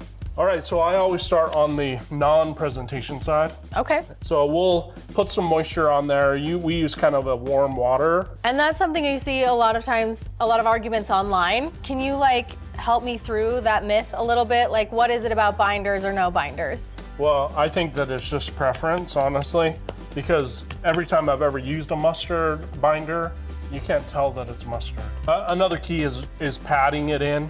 I know they're called rubs, but I never want to like mess with the fibers in the meat. Do you know what I call this when I do it? Tell me. Susie's sprinkle and slap. I'm not kidding. I've been using that for like 9 years now. It's awesome. Susie's sprinkle and slap. All right, and then we'll just go presentation side. You don't want to do anything different other than just make sure that you're getting like an even coat of coverage. Okay, well, let's get our seasoned brisket on the smoker. Like I said, we're running post oak today, which is a very central Texas wood. Okay, this has got to be a television set. Anything we use. It can't be in the house because they'd all be dead. Okay, what's Right. your typical running temperature on the smoker? So probably in between, I would say average of 250 to 260. Perfect. So let's get this on the smoker for stage 1 of cooking. Yeah. Amazing. I think one of the reasons that brisket has so much mystique and allure is because it really is a craft. The people that have perfected this style of brisket, they kind of develop a little bit of like a hero status. Okay, let's get... That's with anything, sweetheart. this on the smoker. Everything back here already smells great. So good, yeah. So we want to go in the middle of the smoker. That way you're not getting too much heat on the point of the brisket. Perfect. Close her up. Okay, meat is on the smoker. Talk to me about phase 1 of this brisket cooking process. The biggest is putting on the lower temperature like we talked about. Right now you're like 210 degrees, perfect. That's when you want to get on, get some smoke on it, heavy smoke if you can, and then you're just gonna not do anything except for maintain your fire. Don't open the lid. Don't. Don't Yeah. peek. Nope. Don't let the heat out. Don't let the smoke out. Nothing. Leave it alone. I would give maybe 3 hours, 3.5 hours until you even open the lid to look at it. Okay, what are we looking for once we start checking? You're starting to look for bark formation. Okay. And you want to make sure that your bark gets set. If you've never cooked a brisket before, what does that mean? What are we looking for? The easiest way to explain it is if you touch the brisket and you have some rub on your finger, it's not set. Not set yet. It's kind of like putting a stick in a cake batter. If you pull any out and there's still cake batter, not done. How long does this typically take at the restaurant? I mean, before we even, like I said, 4 hours, so we're looking at it, and then the bark is set probably at the 5+. Yeah, I usually plan on around 5 to 7 hours when I'm cooking in my backyard for that first phase of cooking a brisket, so it sounds like we're right on track. Yeah. Now we just get to hang out for a little while. So I think everything rich and heavy deserves this light, tangy, crunchy. If you're eating sushi, it's ginger. If you're eating barbecue, it's pickles. I'm so excited about this phase. One of my favorite things about Picarica is the pickles. And your pickles are some of my favorites. So we're gonna do all 3. your jalapenos, your cucumbers, and your pickled red onions. That's so let's start with the jalapenos. Yeah, so we call this a cold pickle, and the difference is that we just don't cook the salt and the sugar with the brine. It's just equal parts. So I think we have a cup of salt, and then we have a cup of sugar, and you're just gonna mix those around. We'll let it sit for at least a couple hours. If you do it overnight, it's even better. And the salt and sugar is gonna pull moisture out of the jalapenos and kind of create its own little mini brine in a way. And then we're gonna add our cooled off vinegar, and then we can transfer this in a container. How long do these pickled jalapenos typically last once you make them? I mean, a couple weeks. Okay, but even a couple weeks, if you're making these at home, I wouldn't be afraid to make this many jalapenos, because we could definitely eat this many jalapenos just with our family of 5 in a few weeks. Right. Okay, I'm gonna transfer this to the deli container so it can rest. You can always make other shit with it. And then we're gonna move on to our other 2 pickles. I actually can't believe how easy that was. I've got my container of jalapenos. Pickling, I know these have to sit for a little while, so let's jump into the cucumbers and the pickled red onions. Tell me about this brine. So we'll do 2 cups of vinegar, and then we'll do half that, so 50% water. 1 cup. Yep. And then we'll do a half cup of sugar. And then your salt ratio, you know, is half of 25, and then we just add that in salt. Perfect. After we have added our liquid ingredients, we're gonna add the spices. Okay. And the big ones for us is coriander, which is amazing. Just And whole seeds. Yes, and you can toast these if you want. Then we'll add mustard seeds, which are amazing. I feel like they develop so much balance with a pickle too. We do some garlic, and then we'll just end up cooking this. We wanna bring it to like a simmer. Okay. So let's go cook this on the stovetop, get it down to 180, and then we'll talk about our cucumbers and our red onions. Now, I do not think you can have a great barbecue platter, specifically brisket, without pickles. It gives you the ability to take a break from the rich and heavy, enjoy something light, crunchy, refreshing, and then go back in for more barbecue. Tell me what to do. Well, plus, typically brisket should be on a sandwich. We've got our heated and cooled brine. Yep, so we're just gonna pour it enough to cover. And then the pickles, as far as the cucumber goes, we just add a little bit of crushed red pepper in there because we want them to be a little bit spicy. Yeah, get that in Just there. add that a little bit. I love a Well, this is a set, I think. spicy pickle.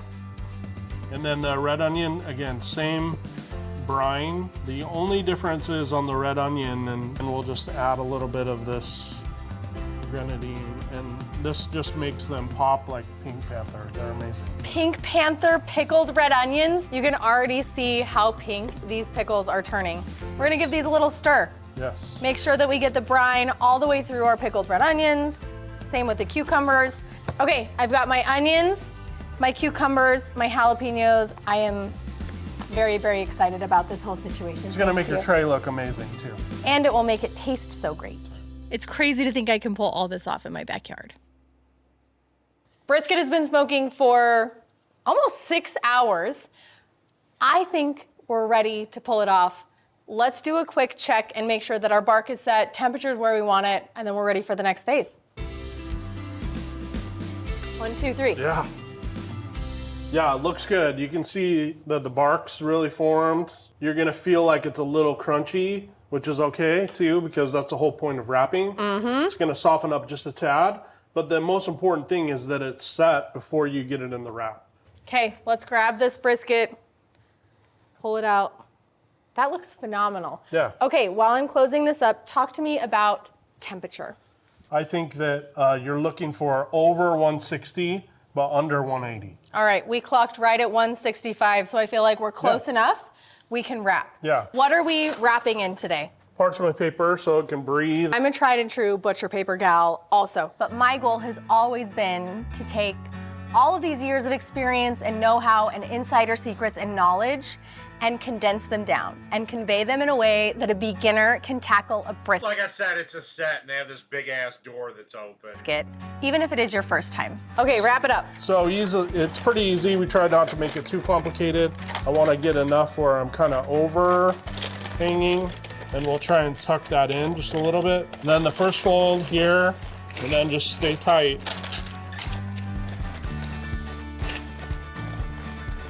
And that's about kind of where we want to be. Let's get this back on the smoker. Yep.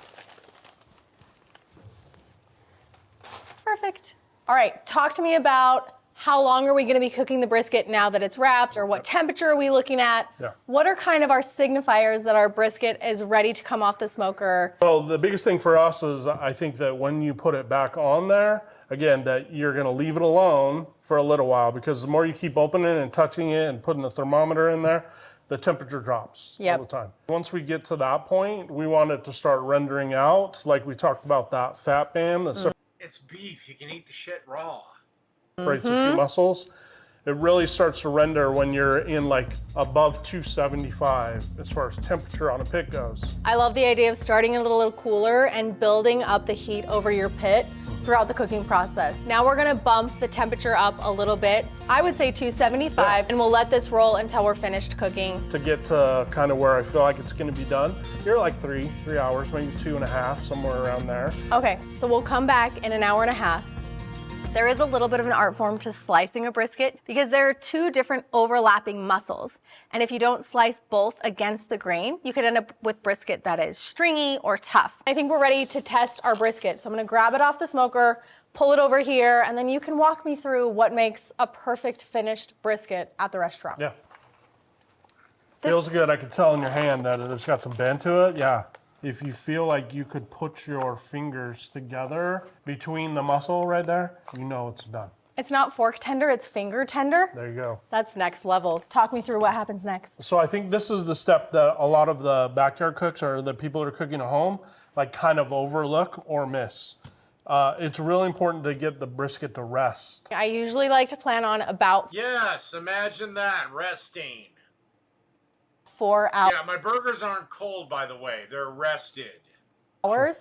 Couple of reasons for the rest and the hold. Number one, you don't want to eat 200-degree brisket. Yeah. This is molten lava. Reason number two is as it cools, things are happening inside of the brisket. Basically, it's getting remoisted. It's kind of self-basting itself. The juices are settling. If you take a steak out of the pan and you don't rest it, what happens is you cut into it and all that wonderful juice just explodes. The fat is going from this super high temperature to a temperature that's perfectly enjoyable to eat. Yeah. We want to eat that rendered brisket fat right at that 150 degrees Fahrenheit. So how are we going to let this rest here in our backyard? I think it's very similar to how you rest a steak. It's fine. You can do it room temperature, just bring it down and then temp it. So I usually go room temperature for about an hour. Yeah. Transfer to a cooler, let it finish resting and holding, and then we're ready to eat dinner. Yep. That means we have a little bit of time. I get to bring a surprise to dinner too. I'll be making my dad's hot potato salad. I have a beautifully heavy, rested and held brisket, and I have to tell you, the anticipation of cooking this for the last, what feels like a megillion hours. Yeah. Is killing me, and I am so excited to cut this thing open. It feels almost like better than Christmas morning. Yeah, this is where all the hard work's gonna pay off, we hope, right? Okay. I'm not gonna lie, look at the bark on it, it looks awesome. The fat, you can tell, is rendered. Like, I think we did a really good job on the trim. Looks pretty good. You wanna cut it or you want me to? You got gloves on, so I'm gonna let you slice this. Walk me through a quick slice like you would do at the restaurant if you're slicing up a whole brisket. Yeah, so we're gonna go kind of in between those muscles. I feel like it's about a little bit not right on the middle, but a little bit on this side more towards the point end. This is the money moment right here. I don't think that fat could be any more rendered if we tried. Yeah, it looks good, for sure. The end of the brisket is always the ones that get a little bit harder or more crunchy. If you can eat the end of it, you know that you've done a good job. So that means that's the first piece we get to try? For sure. Oh. Try it. I want to get the reaction. I want to try it too. Well, I'm not mad at that at all. I'm the opposite of not mad at it. I'm incredibly happy about it. This is a very good day for me. Yeah, you just keep going. That's really good. The rub is really, really good.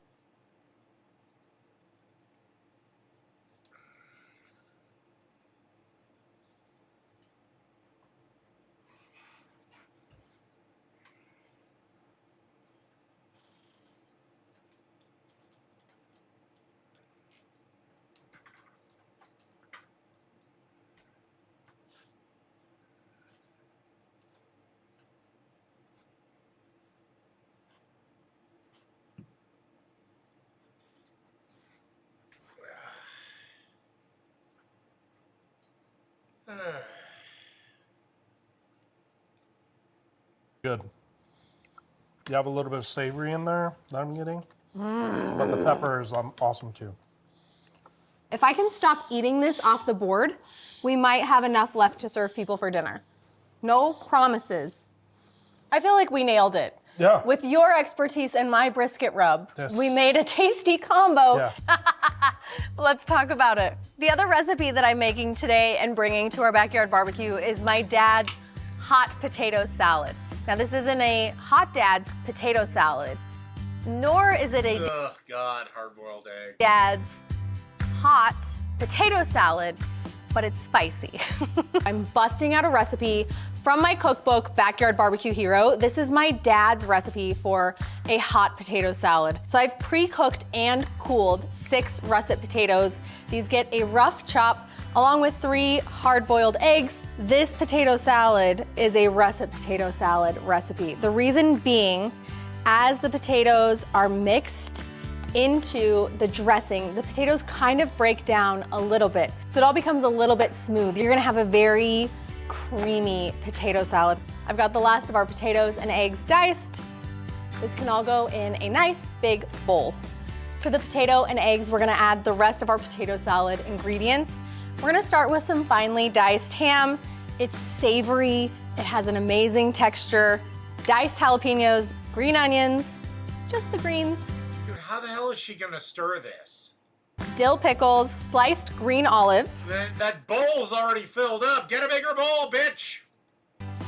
some sliced black olives, and some finely diced red onion. We're gonna set this aside and make our dressing.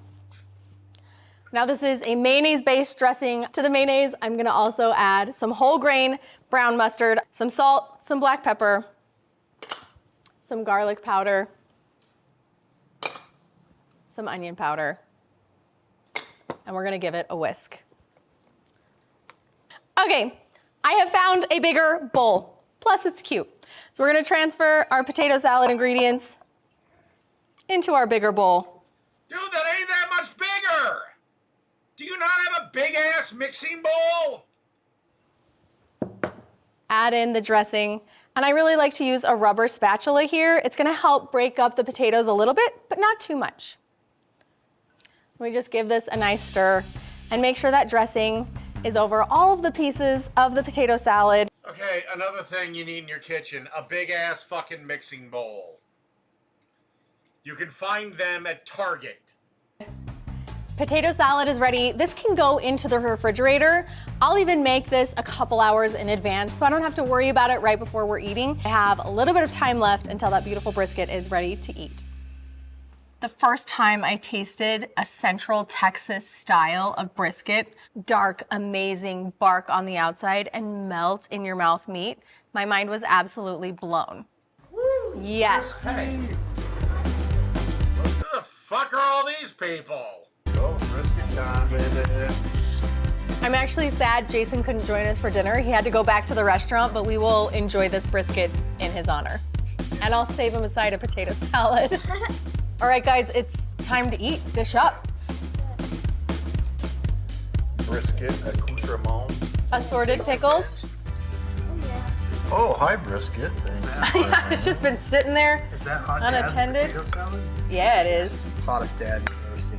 Anybody need assorted pickles? Taking a burger. Sorry. Want to give me some slices? I did not. Yeah. It's gonna split in two, maybe. Oh, that's good. Alright, I don't give a fuck about the dinner part.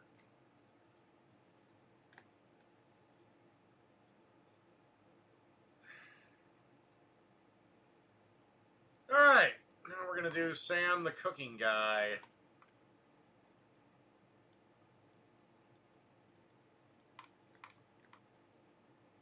People always ask me, burger or steak sandwich? Well, today the answer is yes, because we're grilling a beautiful tri-tip. Then, while it rests, we're gonna grind Wagyu picanha into a patty. And why? Because making one great piece of beef wasn't enough.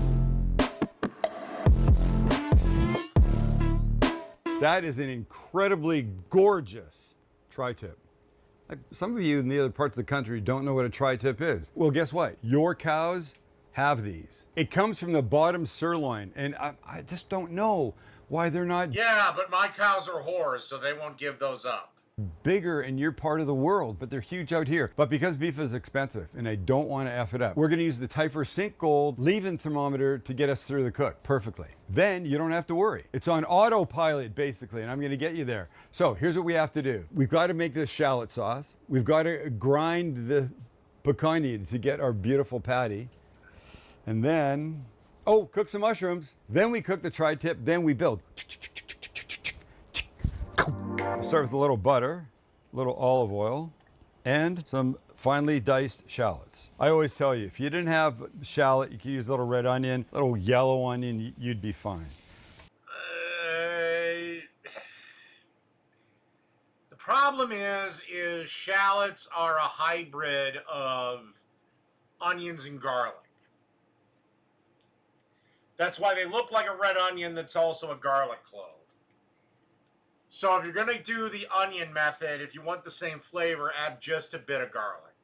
So this we just want to soften probably 4 minutes, maybe 5, maybe 3. Just till they start to become a little more translucent and really soften beautifully.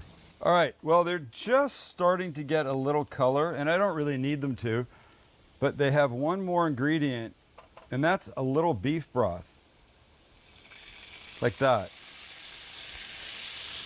Listen, this is about as close to a steakhouse burger as you're gonna get, especially with 2 types of fantastic beef. So we're just leaning into that with this broth a little bit. We'll give it a minute to soak into the onions and then pull them off the heat. And that's now. Let's get the rest of the sauce components ready. And this will begin with some mayo, followed by a little Dijon. By the way, I love keeping my Dijon in this now. I'm so happy. Splash of Worcester, red wine vinegar, some finely chopped chives. We give this a mix. This has got steakhouse written all over it. And now our cooled shallot. Oh, shit. Shit, son. This, it's already a 10, and there's no beef involved yet. Mix. Might be the world's best burger sandwich sauce. Okay, mushroom time. Using the pan that we cooked the shallot in. Ugh. A little bit more butter, a little oil. The oil will keep the butter from burning. And some creminis, sliced, that we now just want to get the benefit of the butter and the oil and start these guys a softening. All right, so a few minutes from now, it'll be a different story. All right, couple things. A little salt and pepper. Haven't done that yet. Quick mix. Remember that beef broth? I still have some, so let's lean into the whole. Well, then I guess Gordon Ramsay and Elton Brown are both wrong, so, you know, whatever. Whole steakhouse. That's where I heard it. All right, this gets 30 seconds. I'm gonna heat them up again when it's ready for the burger, but I wanna get them most of the way there. Okay, I forgot one last thing. Little soy. A little more lean into the umami, and look at little color upgrade. All right, off the heat. They'll cool, but we'll come back later. We're making a patty. That is a picanha steak. You've seen us cook picanha before. What I found in the store today was some picanha steaks, just cut. So we're gonna use, this is about 6.5, 7 ounces. Let me look it up. Maybe there's a story gonna make one here. What the hell? Are shallots a hybrid of garlic and onion? It popped right up on the. Okay, no, they are not. While the flavor often tastes like a mix of the two, offering the sweetness of an onion and a garlicky bite. So maybe that's just an urban legend. Shallots are a distinct botanical variety of the common onion. They belong to the Allium whatever the fuck that is, Allium, Allium, alongside both onions and garlic. Unlike regular onions, which grow as single bulbs, shallots grow in clusters similar to garlic cloves. So maybe it's a bit of an urban legend that they picked up. But nope, I was wrong. They are not a hybrid. I learned something today. Nice patty. And by the way, and I'm good with this little bit of fat. This is a beautiful piece. Look at the marbling on here. And this. Fine. Iron Gullet was right. And he can remember that when I'm fucking his mom tonight. This has been in the freezer about 40 minutes. You can see. And his sister. And his grandma. And his aunt. And his cousin twice removed. See, you can push it. It's not rock hard. But this is going to grind. I'm doing this in the processor. You don't need a grinder. You really don't. But you do need frozen-esque beef if you're going to do it in your processor. So we'll cut these into even.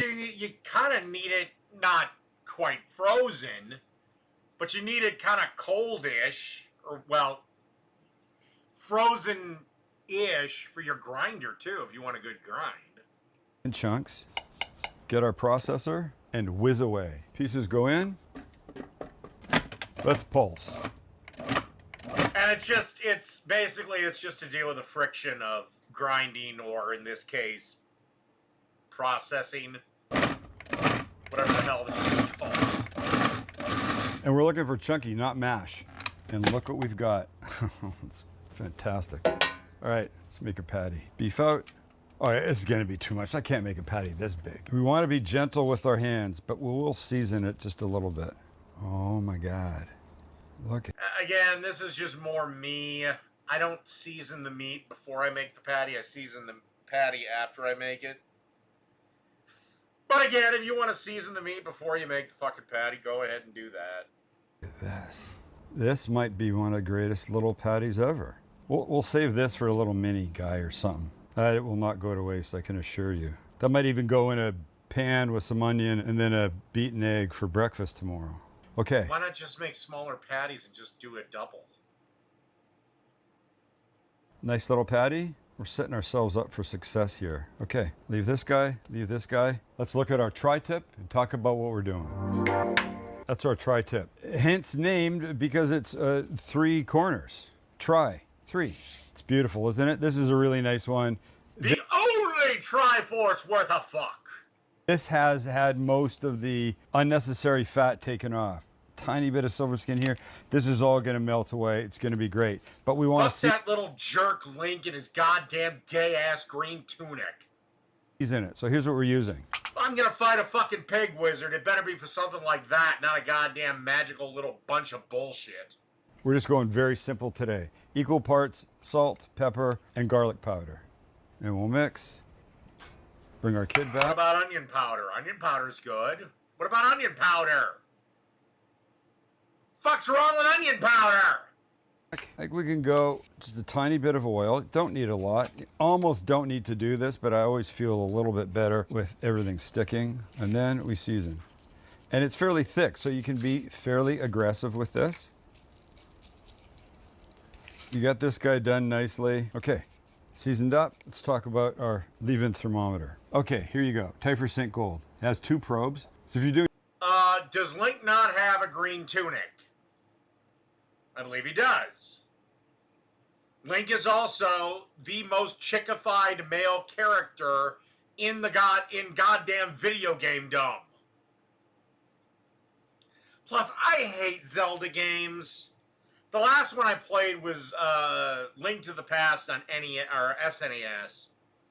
After that, it just became puzzle this, puzzle that, puzzle, fucking puzzle, fuck you. 2 different things. You'd have one in one and one in the other. But if they're not marked, you don't know what you're looking at. Well, I've never played Persona, so you could be right. So they've cleverly marked them. Oh, I can do it. I just don't wanna. We turn it on, wait for it. Now, you can see 1 side, 2 sides. We're gonna unplug to start. Nice. We press. Plus, the Zelda games are just not violent enough for me. I like games like Red Dead Redemption 2, where I can watch people die. To set up our cook, I'm going to go with manual. Now, I want this 130 degrees. So if we come down here, that's my target temp, and I'm set there. It's currently reading 86 degrees. There's 6 separate sensors in here that read all the way along to give you a near perfect cook. So let's get our guy back. Oh, what? Red Dead Redemption 2 is a bad game? largely considered the greatest video game ever made, at least up until this point. Really? Really? That's what you're going with? And we're going to go into the fattest part, which is basically here. Well, You no, wanna it's go up to this not black people, but it's physical digital creations that look like people that I get to shoot. line. So I'm going to insert here, try and stay in the middle, push, push, push, and Nope, don't cheat in RDR2. stop there, okay? This guy's Because if you do, the fucking game won't save. You'll be perpetually at the save point, or at the point where you started cheating. If you want to progress in the game, you can't cheat. ready. But one other thing, I have the app on my phone. I could just use this, By the way, I don't cheat in every game. Just some. put it in my pocket and carry it around, but I might want to leave it here so I could pull the Zelda's annoying. Plus, I've gotten completely disgusted with Nintendo, so I haven't bought a Nintendo system since the Wii. little leg out, let it stand up. I don't like Nintendo games anymore. Because they always bring out, like, the same 10 games. Like, they launched the Wii 2 a little while back. They'll probably launch not the Wii 2. Oh, God. The Switch 2. And ever since the GameCube, this has been true. But they launch basically there's always a Mario game, there's always a Mario sports game, there's always a Mario Kart game, and don't get me wrong, Mario Kart is fucking fun. But the system is always underpowered compared to Xbox or PlayStation. And it's been that way since the fucking GameCube. Anybody remember the game? I mean, the N64 was underpowered compared to the original PlayStation. And I did love the N64. Actually, no, I take that back. The last Zelda game I beat was, oh God, not Majora's, Ocarina of Time. I take that back. I told a lie. I told a lie. I did beat Ocarina of Time. And do that. But here, I've got this on my phone, ready to watch from wherever I am. Well, come on, let's not just look at technology. Let's go cook and watch the technology. I mean, I will say the N64 had probably one of the greatest wrestling games of all time, and that was WWF No Mercy. But Technology work. Okay, before the tri-tip goes on, you can see it's 56.8 degrees. You're gonna watch it climb from there. Here we go. And on we go. Just like that. This kid is gonna sit there, and when I flip, he's gonna sit there. It's gonna be perfect.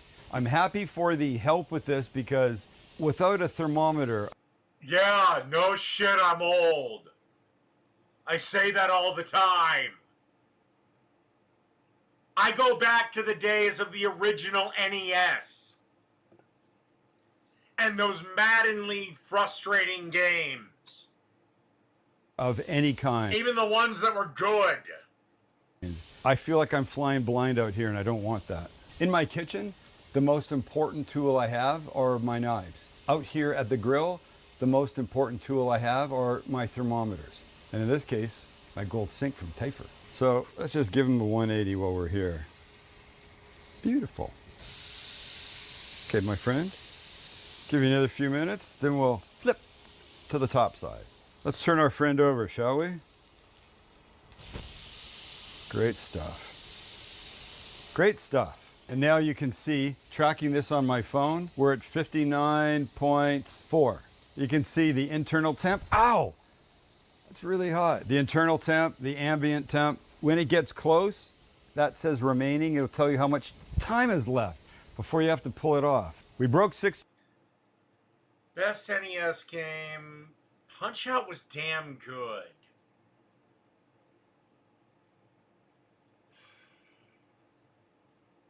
Punch-Out was fucking good. But I'm gonna go Mario 3. degrees, ladies and gentlemen. Okay, what's this look like? That was the...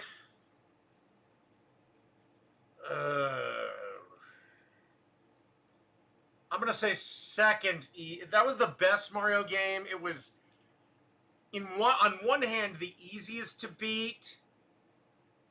But on the other hand, it was the second easiest to beat. The easiest being the American version of Mario Brothers 2. Mario Brothers 1 was a pain in the ass to beat. And I've never beaten the Japanese version of Mario Brothers 2. Or as we knew it in the States many years later as the Mario The Lost Levels. I've never beaten that one. That one is a real fucking cunt. Looks like and now I gotta pee again.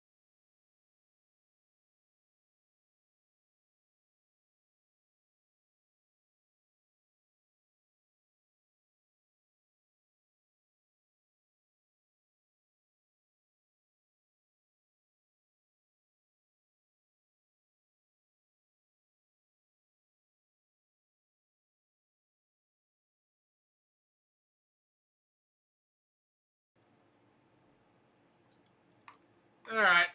foot, doesn't it? Looks like one of those booties surfers wear. But listen, I put the gold sink right here, which is fine, except I'm gonna wanna get...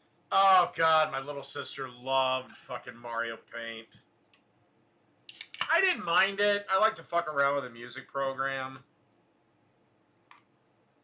all that exposed to the grill. So I'm now gonna take it... SNES is Mario RPG. For me, SNES, the greatest game on that console was Chrono Trigger. out Still one of the greatest games ever made. and put it in up here. FF6 was another good one. Mario RPG was pretty good too. I'm not denying its place. Super Punch Out was great. Actually, one of the original launch titles was always fun, and that was Super Mario World. When I was a kid, at least once during the summer, I'd start that son of a bitch back on zero and beat the whole motherfucker.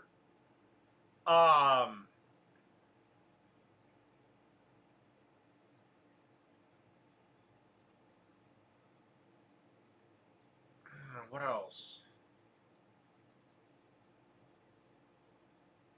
FF2 was good, or FF4 was good.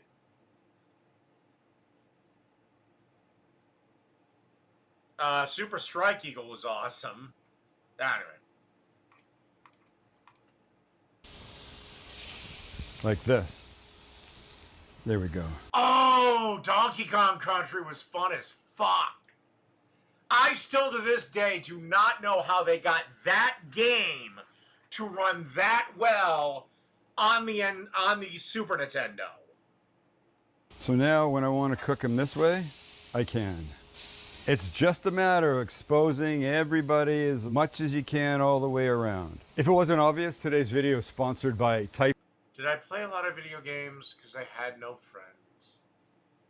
No friends would come over and play video games with me. We used to do that in the days before streaming. You actually had to go over to your buddy's house And this is exactly the kind of cook where a leave-in thermometer makes the best sense in the world. Big piece of meat, lots of turning. Oh, love Street Fighter and loved Mortal Kombat 2. Killer Instinct, another great game. That was another one that I'm shocked they got to work on that system.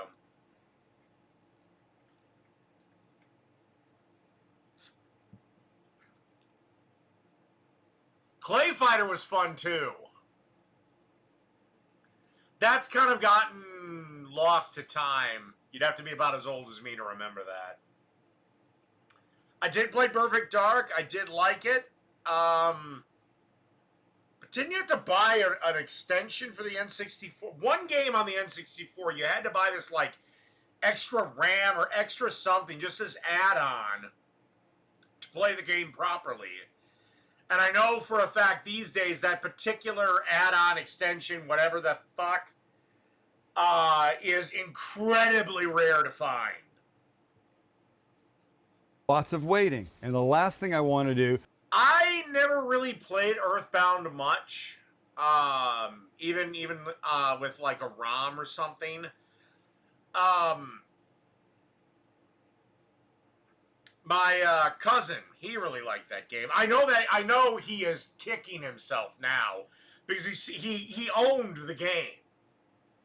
And he just kind of gave it away to a game store back when Super Nintendo games were worthless. And now he's seeing how much that fucking game goes for. Is be poking a thermometer in it 100 times, checking the temp. So as you saw, this goes in once, it's there, everybody's happy, especially me. And then while this thing's cooking, doing its thing right here, I can go inside. Earthworm Jim was fun. I can get a drink, I can prep toppings, I can do anything that I want. Oh god, Battletoads. It was fun as fuck, but hard as fuck. It makes it so simple. And whether I'm using this... Battletoads might be the hardest game on the NES. Fun! Not gonna deny that. Fun! But hard as fuck. Challenged only by Ninja Gaiden or Ninja Gaiden, however the fuck you say it. Or my phone, I always know what's happening. And the range is ridiculous. Whether I'm inside my house or across the street at Nancy's house, I am fully connected. Oh god, 3DO desperately tried to get Jex over and just couldn't. And what I really like is that it tells me not just the current temperature, which... Dude, I haven't played Battletoads in like probably well over 30 years, probably 35 years. I remember the game, but I couldn't tell you the levels. Fuck is wrong with you? Which, by the way, is 88 degrees, but it tells me where it's headed. So I set it for 130. It's going to tell me before that because of the carryover. It just takes the stress out of it. And because the Typhoon people are so nice, if you use my exclusive discount code, Sam Typher, you'll get your very own Typher Sync Gold. Me and James Rolfe are the same age. Well, actually, he's a little bit older than I am. We both had the same Friday ritual. Come home from school, Mom would take us to the video store. We'd get our games for the weekend, we'd call a friend, have a sleepover, have pizza, and call it good. That was Friday night. For a final discounted price of $149, what are you waiting for? You get the whole thing, you get 2 of these. You're cooking like a professional right here or wherever you live. All right, we got to cook some more. Let's go. We're at 107. Well, geez, I didn't pull up the goddamn Wikipedia article. I'm going to bring this thing over for a little help. There you go. Just help stand the kid up on his foot a little easier. See what we got here? We're at 121. It says we've got a minute remaining before we're going to pull it off to hit our perfect temp of 130. Stand by. Cooking complete. Ready? All right, we're there. Off we come. Oh, That is pretty. Loose foil. Gonna let it rest for 15 minutes, but we got a burger to cook. Let's go. We're gonna begin with a little splotch of butter and a little oil. I love this combination, it's so good. And we would sort of want medium-ish, high heat. Let's get some sizzle happening here for the patty. In we go. Let's go a little bit more salt and pepper, and we cook. This kid I want to pull off about, I don't know, 128, 130 as well. This kid's looking pretty good. Or as Larry David would say, pretty good. All right, I want to turn my friend over. Oh, be still my heart. Look how beautiful that is. All right, it's gonna get another minute and a half or so, then some cheese, then we're slicing, building, eating. Well, this wouldn't be the place for a type of... Actually, for Super Nintendo, the hardest games on there, oh God, it had to be the fucking Star Wars games.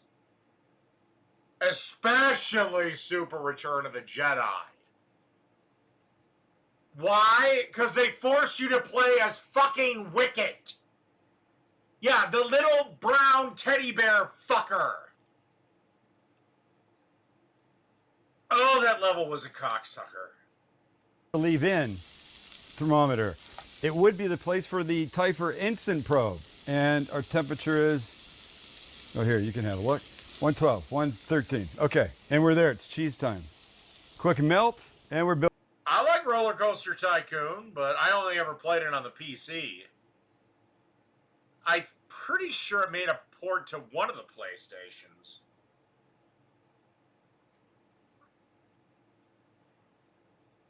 But I always played games. I love the Roller Coaster Tycoon games. I only ever played them on PC, though. Those are games that are just designed for PCs. Building.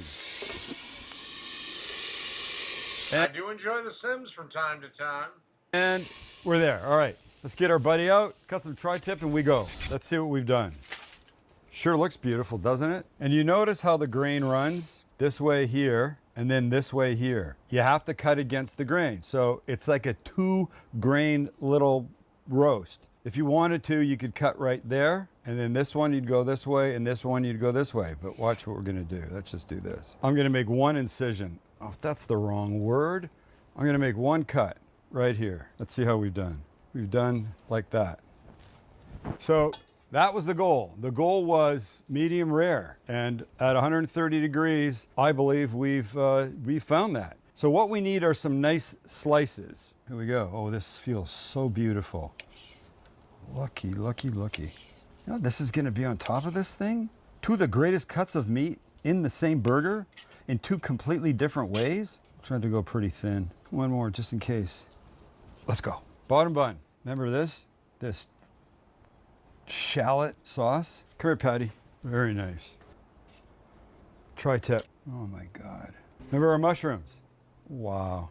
It's about this burger. And our top bun, of course it gets sauce. I don't know who you, I don't like sauce people are, but don't come Where are the pickles? Where's the bacon? around here asking for a burger, because I won't be making you one. Well, now I have to try and eat this. What a shame, huh? I mean, shit. Somebody's got to, so might as well be me. Here we go.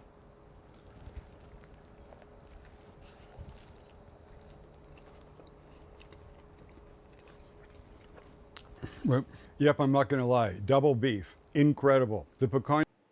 Now, for PlayStation, that's when games started as a whole getting easier. Like, one of my favorite games on PlayStation was Vandal Hearts. And it was one of the first times I also noted games getting more adult.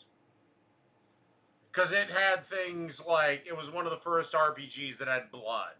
It was one of the first RPGs that had foul language in it.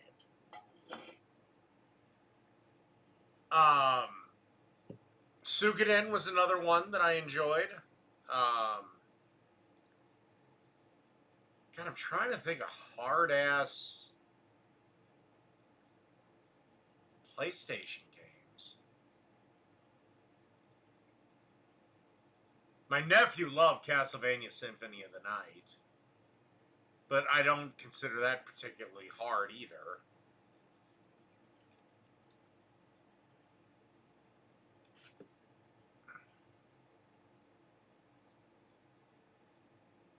can see a cane could be a pain in the ass at certain points. Resident Evil, if you didn't know what the fuck you were doing, was hard as fuck.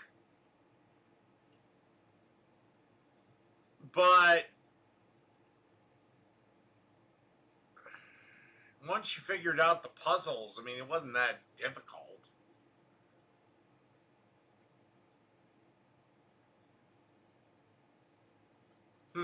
Whatever.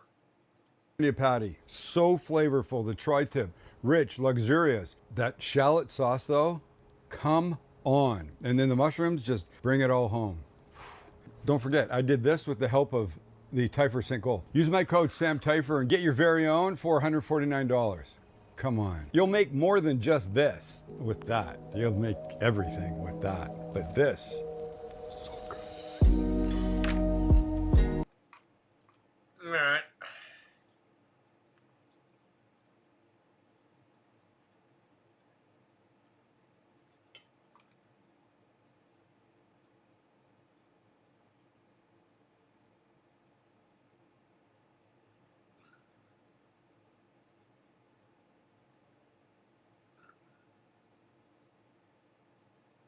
All right, let's do this. Homemade Korean fried chicken.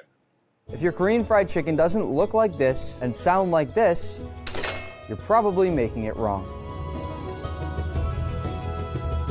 Well, I don't make Korean fried chicken, so okay.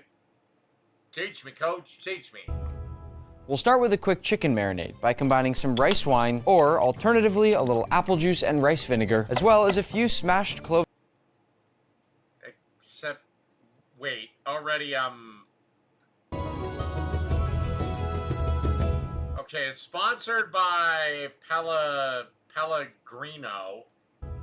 We'll start with a quick chicken marinade by combining some rice wine or alternatively a little apple. That ain't rice wine. I know what rice wine is. That ain't it. I don't know what the fuck that is. Apple juice and rice vinegar, as well as a few. And that ain't apple juice and rice vinegar.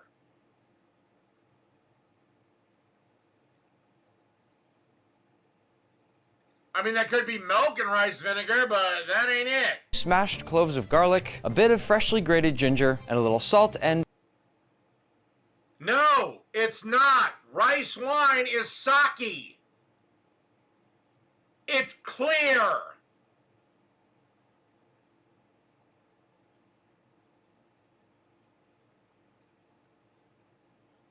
and pepper. And we'll give this a quick mix. Now we'll prep our chicken. I'm using boneless... I don't know what the fuck he put in there, but it ain't what he said.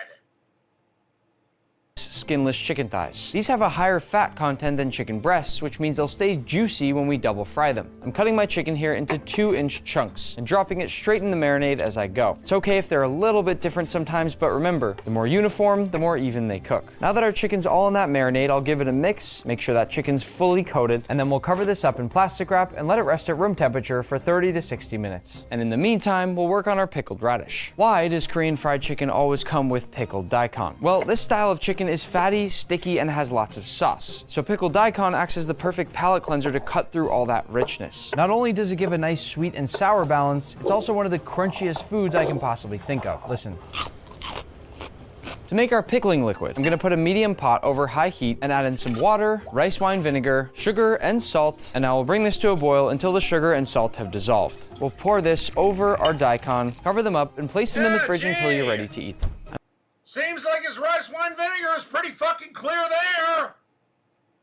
I'm gonna show you two different sauces for the chicken because I think everyone should know both. First will be Yangnyum, the most famous Korean fried chicken sauce in the world, and the second, soy garlic, my personal favorite. For the Yangnyum, I'll add some gochujang, which is a Korean fermented red chili paste, then some sugar. Gochujang is delicious. rice syrup. This basically tastes like honey, but with a little bit of a rice flavor to it. Ketchup, soy sauce, minced garlic, rice vinegar, gochugaru, which is Korean red pepper chili flakes, and some toasted sesame oil. Now, we'll turn the heat up to medium, and once it begins to bubble like this, turn the heat to low and cook for 6 to 7 minutes until glossy. Once that's done, we'll make our soy garlic. This one starts over low heat, where we'll add in some toasted sesame oil, minced garlic. Sesame oil burns very easily, so make sure you stir, stir, stir. The goal here is to get rid of any bitterness in the garlic, so I'm only going to do this for about 2 to 3 minutes. Now I'll add in my soy sauce, a little bit of sugar, as well as some rice syrup, and a little splash of mirin. I'll bring this up now to medium heat, still stirring constantly, and cook for about 4 to 5 minutes until it thickens up. And I can't remember what the fuck mirin is, and I have it in my goddamn refrigerator.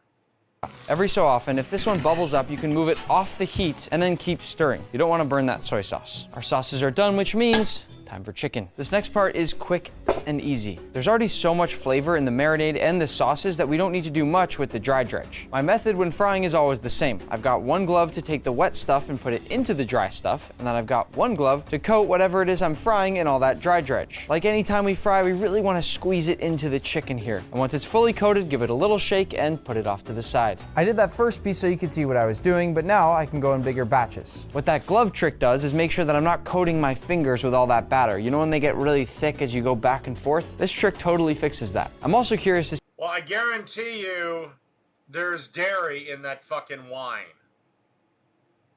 see if I'm gonna like the soy garlic marinade we just made more than the yum. Watching this, you also may wonder why we're using potato starch. Think about the perfect French fry and that shatteringly crispy crunch that you get with it. That is what potato starch gives us. It can be a little tricky to find here, but if you look in the right places, you can definitely get it. Actually, Asian markets are popping up all over, at least in Minnesota. I got no problem finding it. Absolutely sure here that every nook and cranny of that chicken is fully. But I gotta think that if you for whatever well, one, you can order any of this shit on Amazon. But if you truly can't find it, then just go with cornstarch.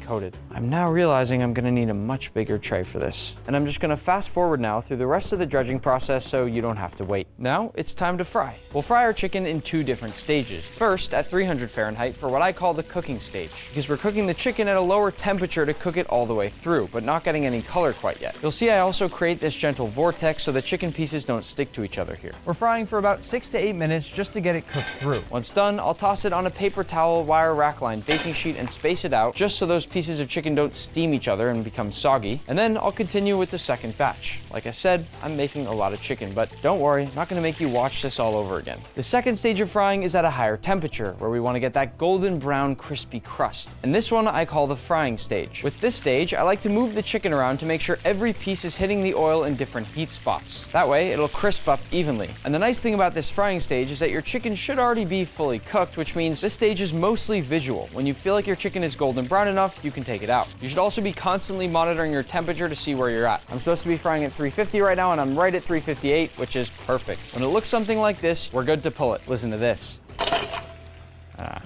Nice. And listen to this. Almost bit my finger off. For this batch, we're gonna use our yum sauce. A little goes a long. Hopefully he let it rest and cool down so it's not a fucking ball of molten lava. Long way, so let's first see how this looks. There's something that happens when you add on this sauce. It immediately, with all that sugar, becomes this sweet, sticky, tacky sauce. I'm just plating it messy because I don't even care. Oh my gosh, you gotta be kidding me. Remember, we still have to make our soy garlic real quick. It's hot and foamy, as you can see. That's perfect. I've had it over low this whole time. Here we go. Look at that foam. I wasn't within reasonable distance of an Asian market, and then guess what? One opened. Not that long ago. Suddenly my world changed.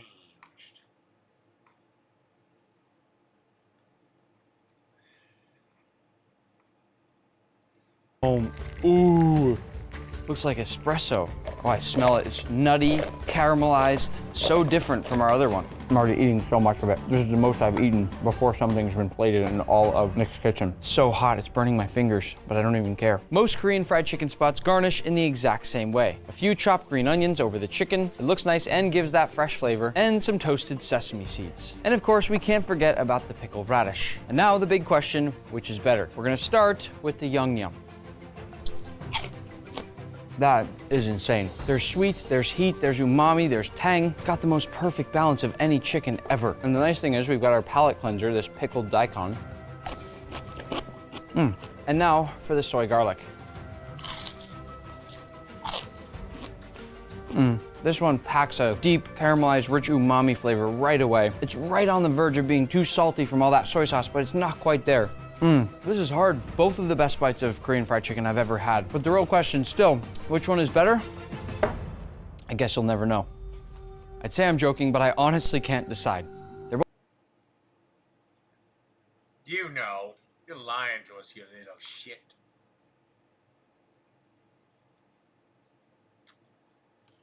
Alright, now, I've never done this video, but this guy's got like 4 million subscribers.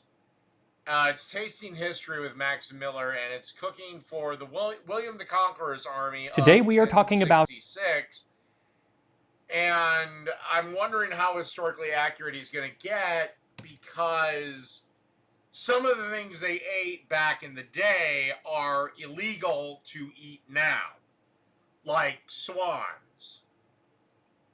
Like Henry VIII was particularly fond of swans. It's illegal to kill them. Now, granted, geese are almost the same thing, but, you know, so again. my favorite event in all of world history, the Norman invasion of 1066. That is when William the Conqueror sailed an army across the English Channel to defeat the last Anglo-Saxon king, Harold Godwinson. Well, actually, William beat not one, but 2 armies. Absolutely love this time period. It is like the political machinations going on are crazy. And I cannot remember off the top of my head who the fuck the other guy was. But no, all right. And yeah, it's a pivotal moment in Europe, or English history. It's or Game of UK history, whatever the fuck it is. Thrones level stuff, and even today, almost 1,000 years later, it still divides people. Are you Team Harold or Team William? I am Team Harold, but not today, because today I'm team I don't give a shit, because my country kicked your country's ass to leave you. We were the battered spouse, and we finally stood up for ourselves and whooped your fucking bean and toast eating, tea drinking, crumpet loving asses. I am making the meal that William's army ate when they first landed at Pevensey, a meal based on images from the Bayeux Tapestry. So thank you to Squarespace for sponsoring this video as we cook for the Conqueror, this time on Tasting History.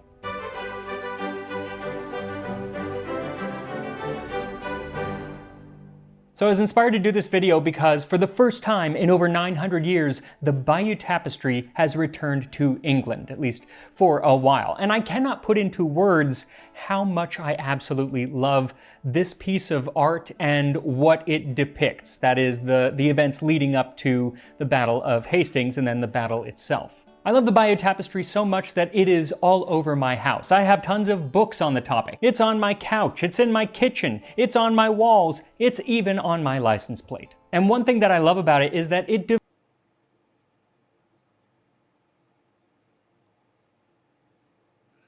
devotes a rather large section to a meal that Duke William of Normandy ate with his men when they first arrived in England. A meal largely made up of fresh ingredients pillaged from the surrounding countryside. Above the men cooking, it says, Hic coquitur caro et hic ministraverunt ministri. Here the meat is being cooked, and here the servants have served it. Among the foods being made is a stew over a fire, bread and other baked goods from a field oven, whole fish, meat, and then whole roasted birds on skewers, and it's that last one that I have opted to make today.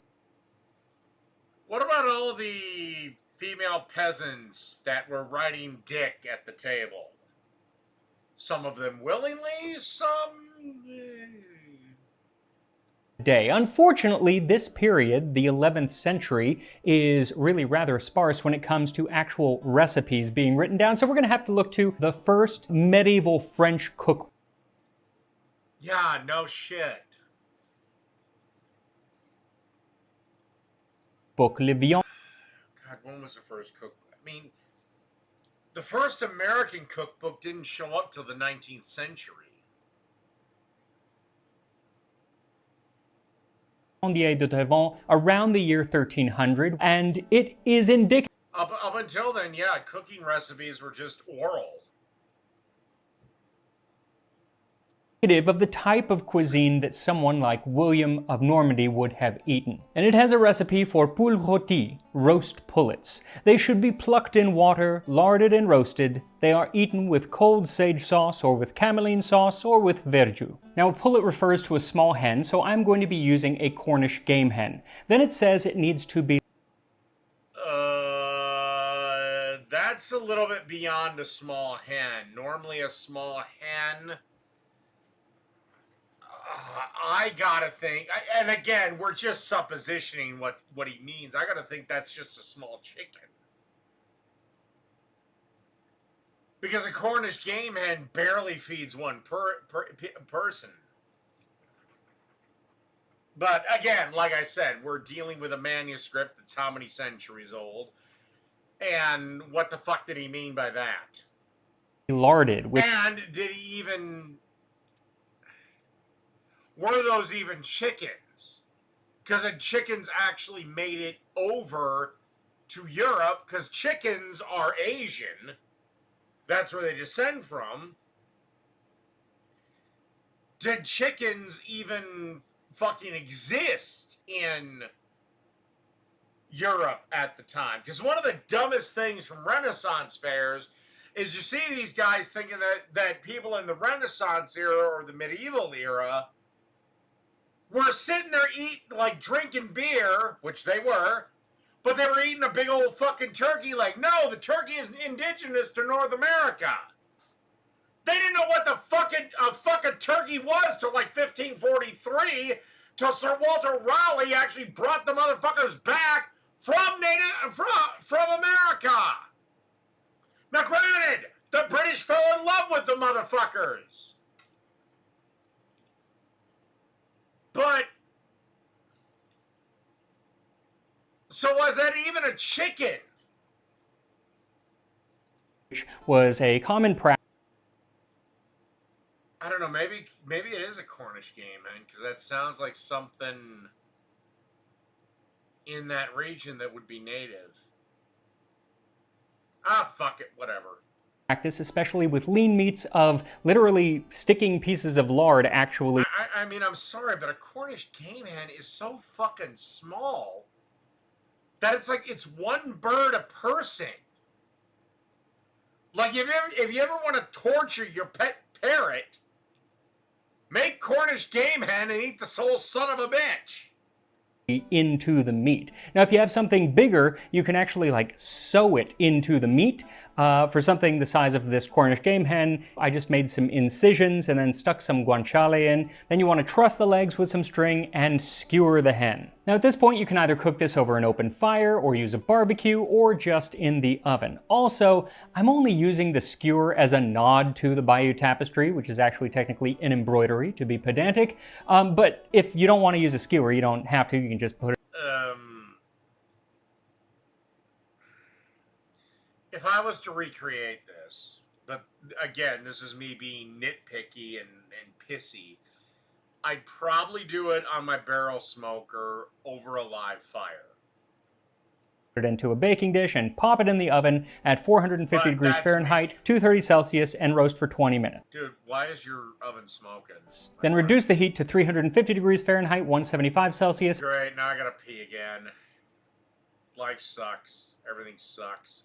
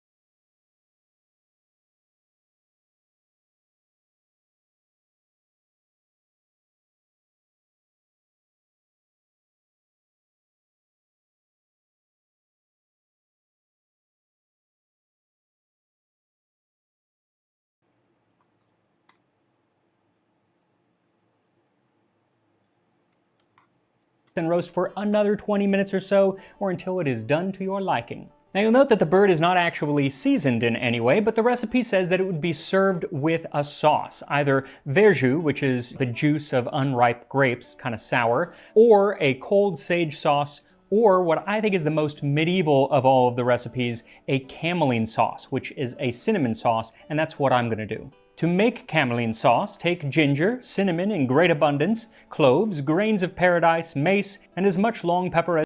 What the fuck is grains of paradise? What, God's ballsack hair? ...as you wish. Then strain bread that has been soaked in sour wine and season well with salt. Now there is another way to make this where you boil it, and it's going to be much more like a regular sauce, and I've used that before, but this is in the section of the book calling for unboiled sauces, and since they're making this out in a military field kitchen, essentially, I figure unboiled is probably more practical. Now, the sauce would have not probably been eaten by most of the men, it would have just been eaten by William and the higher-ups, because it is packed with expensive spices. So what you'll need for this, rather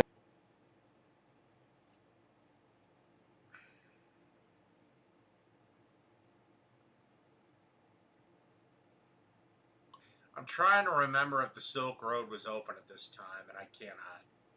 their expensive cameline sauce I'm just going to assume that the Silk Road was open. is 1 slice of white bread, toasted or very stale, a quarter cup or 60 milliliters of red wine, 2 tablespoons of red wine vinegar, a half teaspoon of ginger. Because I know it was closed until Genghis Khan comes around.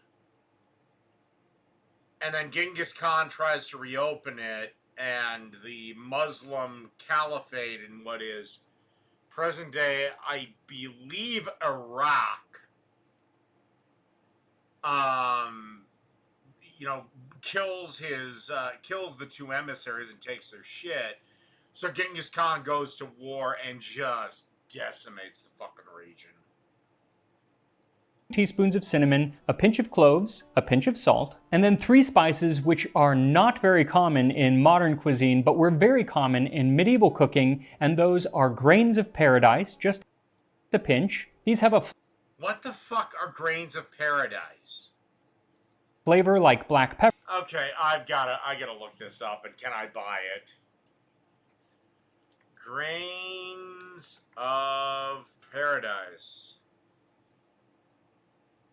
Okay, what the hell are they? They're a spice of the ginger family. Related to cardamom. And yeah, no. Oh, there's Szechuan peppercorns. Neat.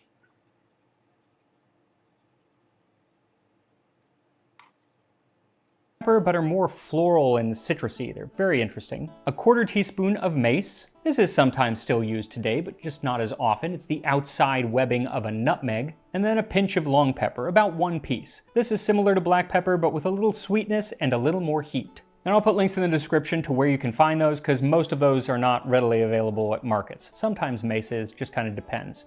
Also, the recipe doesn't say. I think the only one of the 3 is mace at my local grocery store. But it has a pretty big spice section, so maybe I'm lucky. Any quantities, so feel free to mix these up however you like. So start by removing the crust from the bread, and then pour the wine and the vinegar over the bread and let it soak for about 10 minutes. This is really the only thing that is going to thicken this sauce. Bread actually works really well as a thickener for boiled sauces, but for unboiled sauces it doesn't work as well, so you want to let it sit and kind of break down for a little while. And while it soaks, you can grind the rest of the spices together and then whisk them into the bowl with the sodden bread and let it sit for a few more minutes. Then give the sauce a quick taste and add more wine or vinegar or any of the spices until it tastes as you like. Once it's to your taste, strain the sauce through a strainer, pressing out as much liquid from the bread as possible. Again, this is really the only thing that will provide any thickening to the sauce. Though it wouldn't be poured over the meat, they would just use it for dipping, so it doesn't need to be as thick as you would think of sauce today. Now, while the Bayeux Tapestry does give us visual clues as to what the men were eating, there are written documents from this period that give some insight into what they were drinking. Mostly it was beer and wine, and the wine was often spiced wine. Some hours before. Oh, God, that usually means red wine, heated up, so all the wonderful booze is gone, or at least diminished. And then usually it's cinnamon, cloves, and mace.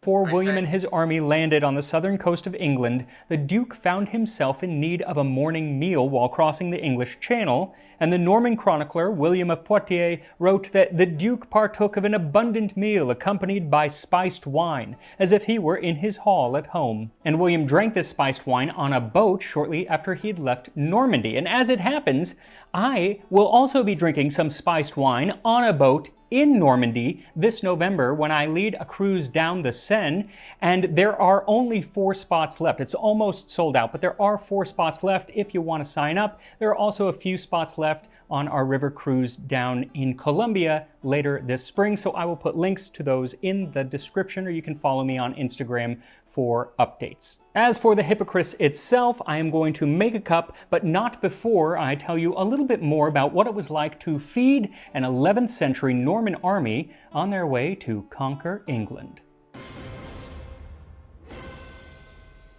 On January 5th, 1066, Edward the Confessor, King of England, died. And he left the throne to...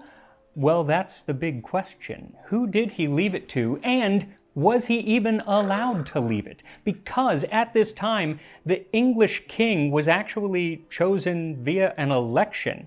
And the person who was elected to be king was Harold Godwinson, Edward's brother-in-law. But this concept of electing a king was completely foreign to the Normans and to William, who expected that he was going to become King of England because he says that Edward the Confessor, many years before, had promised him the throne. And he says that Harold Godwinson, who is now sitting on the throne, had actually vowed to back up his claim to the throne. He doesn't really mention that Harold Godwinson did this under duress, basically as a hostage, but, you know, all the same, he promised. Regardless of if you think the promise was legitimate or not, though, when William heard that Edward the Confessor had died, and that only a day later Harold was on the throne as the new King of England, he was very upset. And he decided, well, okay, you can either give it back to me, or I will be over with an army later this year to take it by force. And say what you will about William of Normandy, you gotta give the devil his due, because It was an amazing thing that he did. His ability to raise this vast army and keep it fed for a relatively long period of time is one of the great logistical feats. Well, okay, the logistical, yes, but you gotta remember back then, the king wasn't this supreme, all-powerful commander that could do whatever the fuck he wanted. Even Game of Thrones has this completely wrong. The king was actually subordinate to the nobles, especially if nobles got more powerful than him. Like, if I'm a nobleman, I'm a duke or something, and there's a king, but I can field an army of 50,000 men, and he can field an army of only 30,000 men, why the fuck am I listening to him? Of the High Middle Ages. Now, part of this was because, unlike in England, where it was kind of pseudo-feudal, the feudal system was in full swing in Normandy and France and all around at this time, and so he had a system already in place where he had vassals who, when he called upon them, they had to come fight for him and bring him arms and bring him men to fight for him. And again, if I can field a bigger army than the king, or I know he desperately needs my support, why the fuck would I give it? This is why the feudal system didn't work. This is why constitutional... I don't want to get... fuck it. I don't care anymore. This is why constitutional republic and capitalism are the best systems that have ever been invented. Are they perfect? No, nothing is. But they're better than this shit. On top of that, many people who didn't owe him anything, mostly from other foreign nations or kingdoms, duchies around the area, they would offer their support because he promised them vast tracts of English land if they helped him take the throne. It also helped that he got a papal blessing for this excursion, so that if anyone had any moral qualms about invading England and killing a bunch of people, he could just say, the Pope said we could do it. Now, while some lesser vassals provided nothing but a few knights, infantry, and archers, others provided him with hundreds. By the way, this is about 400 years before King Henry told the Pope to go fuck himself. Of men. This is when England was still Catholic. And ships, or rather the funds to build the ships. His two greatest vassals, who happened to also be his half-brothers, were Robert, Count of Mortain, and Odo, the Bishop of Bayeux, who contributed 100 ships plus his episcopal army. Now, contemporary accounts vary, but it is likely that in the first 8 or 9 months of the year 1066, William had built 777 massive ships, along with many other smaller ships, up to 3,000 in total. This means that there would have been a force of about 8,400 carpenters, blacksmiths, and woodsmen, and they would have required an estimated 7,000 agrarian peasants to supply them with food. And all of that food was paid for out of the Duke's own treasury, mostly using loans from the moneylenders of Rouen.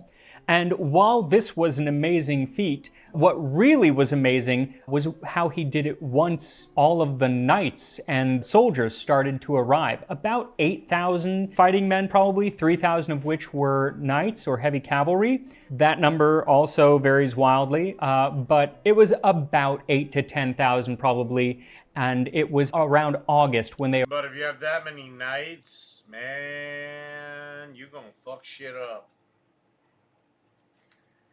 Because, let's just say peasants weren't the best armed individuals on the planet.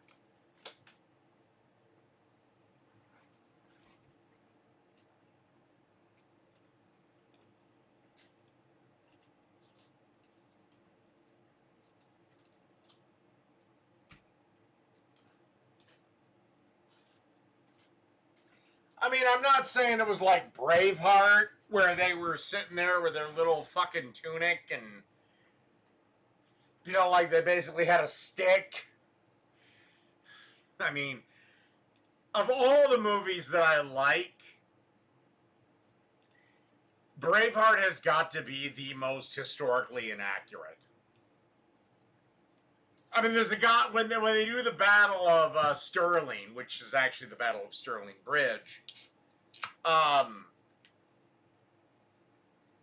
there's a guy with, like, a stick. It's like, mate, I know you're trying, but you might want to sit this one out.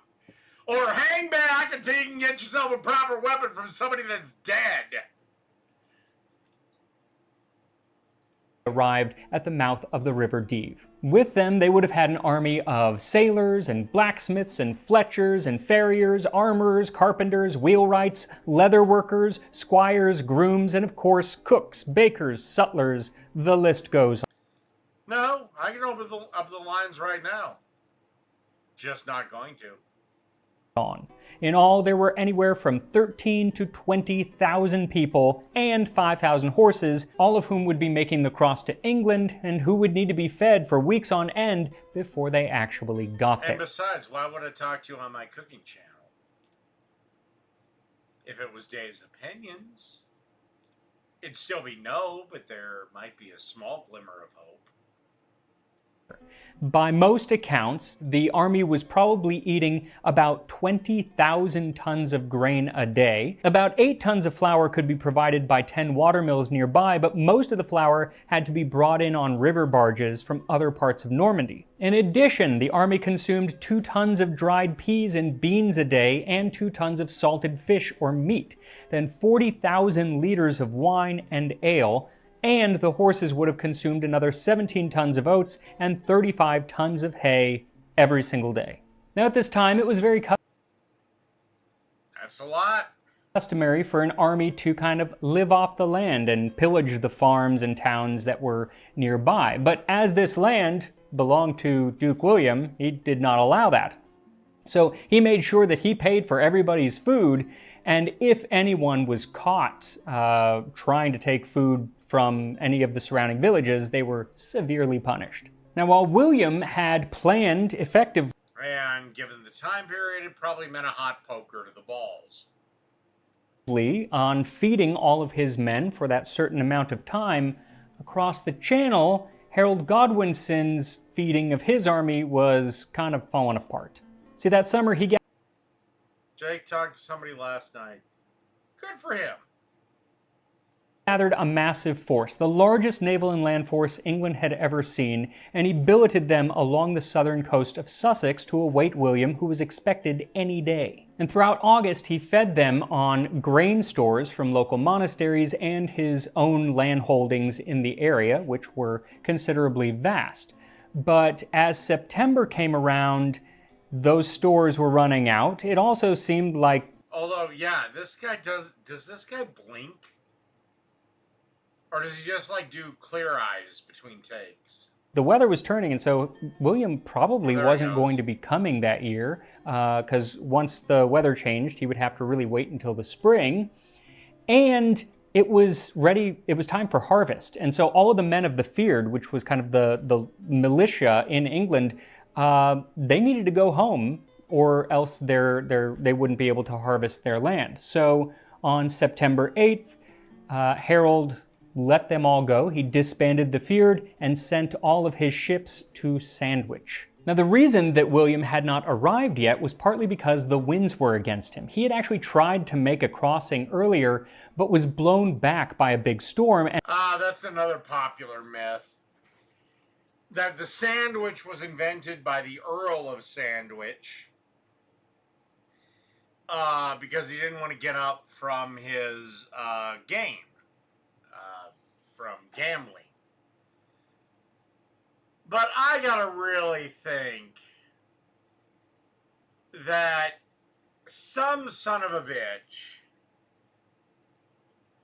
got the idea to put some meat between two slices of bread long before this motherfucker ever came up with it. It's just sandwich took. Actually lost 80... And then at some point, sandwich became a thing. 3 ships when they were pushed against the cliffs, and he lost about 10% probably of his supplies and many of his men, who he very quickly and secretively buried to keep morale up, and then he spent the next couple weeks gathering more supplies so they could make the crossing. And then finally, on the evening of September 27th, 1066, William the Bastard, as many called him behind his back, for he was in fact a bastard, set sail in the largest amphibious operation of Western Europe since the fall of the... Not sure why he'd be insulted by that. As Tyrion Lannister said back when that character was cool, wear it like a suit of armor. The word bastard. You are a bastard, nothing will change that. It can never be used to hurt you. The Roman Empire. Now, the Duke was aboard his flagship, the Mora, which had been given to him as a gift from his wife Matilda, and it led the thousands of other ships across the channel through the dark, as it had a large gilded lantern atop its mast to serve as a beacon. The only issue was that, unlike all the other ships, the Mora didn't have any horses on it or a bunch of men. It was just kind of William and his retinue, so it moved a lot faster over the water than the other ships. And so when day broke, they looked around and were like, where is everybody? They were all alone in the middle of the ocean. At once the anchor was dropped, and so that fear and grief might not trouble his companions, the mettlesome Duke partook of an abundant meal accompanied by spiced wine, as if he were in his hall at home. Eventually, a few hours later, the rest of the ships caught up, and William of Poitiers, who was a chronicler, said that all of their masts looked like a forest on the waves. And soon after, the bulk of William's force landed near Pevensey, and now the plundering could begin. It is literally the first thing that is shown in the Bayeux Tapestry after they land. The text above the men reads, "And here the knights have hurried to Hastings to seize food." It shows a young man about ready to kill a sheep and a cow which has already been killed, and a man carries a pig upon his shoulders. The pillaged homes of the English. That's depicting a cow being killed? Is red not a thing in these people's world? Are in the background, and then it says, here the meat is being cooked, and here the servants have served it. We see a cauldron boiling over a hearth, skewers of different meat being prepared, and a baker serving up bread or some other baked good from a field oven using tongs or a large fork. Next comes the serving of the meats, and what I love is that instead of a proper table, the men are using their kite-shaped shields set upon trestles. Then it says, Hic ferunt prandium. Here they have a meal. This is a proper semicircular table, as it is the table for the Duke and his leading nobles. They drink wine, eat bread and fish, and a servant offers them water and a towel to wash their hands. Above this scene it says, and here the bishop blesses the food and drink. That bishop is Odo, Bishop of Bayeux, half-brother of William the Conqueror, and not only is he in the middle of the table, but he is also placed ever so slightly higher than his brother. This is because, while William was the major beneficiary of the actual invasion, the Bayeux Tapestry was likely created for Odo of Bayeux. That's how it ended up in Bayeux. And so it often portrays him in a favorable light, and sometimes even gives him a bit of a nod as to being kind of the man behind the throne. Or it could be just simply that the other guy was super religious and his half-brother is a man of God, so, you know, God rules among all. Again, you're talking about something that happened about 1,000 years ago, so... Like in the next scene, William is in the middle with his brothers Odo and Robert on either side, but it is Odo who is commanding the attention as he gives William counsel. Exactly what that counsel was, we do not know, but it may have been to build a castle, which they did, or to destroy the south of England to provoke a battle with Harold, which they did. Whatever it was, the battle with Harold would ensue only a couple of weeks later. The Battle of Hastings, which was the closest town at the time, took place on October 14th, and it saw the deaths of Harold and his 2 brothers, along with many of the nobles of England, and it all but cleared the way for William's coronation on Christmas Day as William I of England. Now, obviously, it's a lot more complicated than that. Other stuff happened before they got there, and there was stuff happening in the north. It is such a complex period of history, and I could sit here and talk about it for hours. I could literally have a whole YouTube channel just about this topic because I love it that much. In fact, when I started tasting history, I was actually in the midst of writing a novel about this time period because I loved it so much. And I had to abandon that because tasting history took off, but one of these days I will get back to it. Unfortunately, today is not that day because instead I have to get back to my hen and camelline sauce, but first I have to make a cup of hippocras. For this, Le Viandier says to take 4 ounces of very fine cinnamon, 2 ounces of fine cassia flowers, an ounce of choice Mecca ginger, an ounce of grains of paradise, and a 1/6 of nutmeg and galangal combined. Crush them all together. Take a good ½ ounce of this powder and 8 ounces of sugar, which thus makes sweet powder, and mix it with a quart of wine. So to make this, what you'll need is 2 cups or 475 milliliters of wine. I'm using red wine, specifically Pinot Noir, because I had already opened it to make the sauce, but you can use red, white, rosé. Hippocras was made with all of them. Then 1½ teaspoons of cinnamon, 3/4 of a teaspoon of ginger, 1/4 teaspoon grains of paradise, and then just a pinch of nutmeg and a pinch of galangal. If you can't find galangal, you can just leave it out. It kind of tastes like ginger, which is already in there, and frankly, you don't use very much, and so you can just leave it out. Then a ½ cup or 100 grams of sugar. Now mix all of these ingredients. Again, this is where Amazon becomes helpful. Into the wine, let it sit for at least an hour or up to a day, and then strain it through some cheesecloth. Or if you have it, a Hippocratic sleeve, which is where the name Hippocras comes from. Oh, Jesus Christ, I'm not going that far. But cheesecloth is probably easier to find. Then, provided your hen is out of the oven, you are ready to eat. And here we are, a meal eaten by William the Conqueror and his men when they first arrived on the shores of England. So this hen looks absolutely juicy and delicious. Thank you, added lard, I'm sure. And like I said, it's a dipping sauce, so dip a bit into the sauce and give it a taste. As you can see, the sauce kind of covers it, but it's not super thick. Kind of grainy. But again, a Cornish game hen feeds about 1 person. Those little fuckers are little. Almost. Here we go.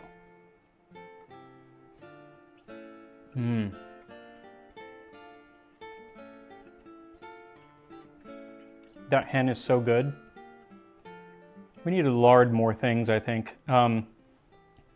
Yeah, I like that. That's actually better than chicken. Then I'm gonna also try just a little bit of the sauce on a little spoon here. As you can see, it's like thicker than liquid, but not as thick as you would think of as a sauce.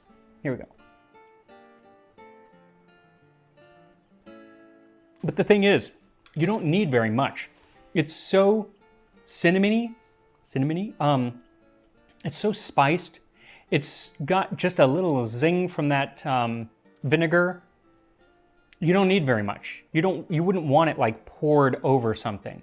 It really doesn't take very much to get the flavor because it's a really strong flavored sauce. Then we raise a toast to the history of England. I will say this, I just seen on Yahoo, the person that translated the original Odyssey for the film said she was embarrassed by the cut. I mean, I haven't seen it. I'll check it out at some point, but yeah. With this hippocras, which I have made before on the channel, but not this version. I made the one from the form of curry when I very first started the channel. Here we go. So good. That's a perfect holiday drink. Honestly, that's what I think of it as today, because we still drink spiced wines today. Yeah, generally at Christmas. But really only around the holidays, I feel. Well, it's just because you're trying to get a Christmas fucking, because you know how much debt you just put on your cards. They used to drink them all the time back then. Very, very popular. But anyway, I don't know if it was... But anyway, that's it for this one. Good night, everybody.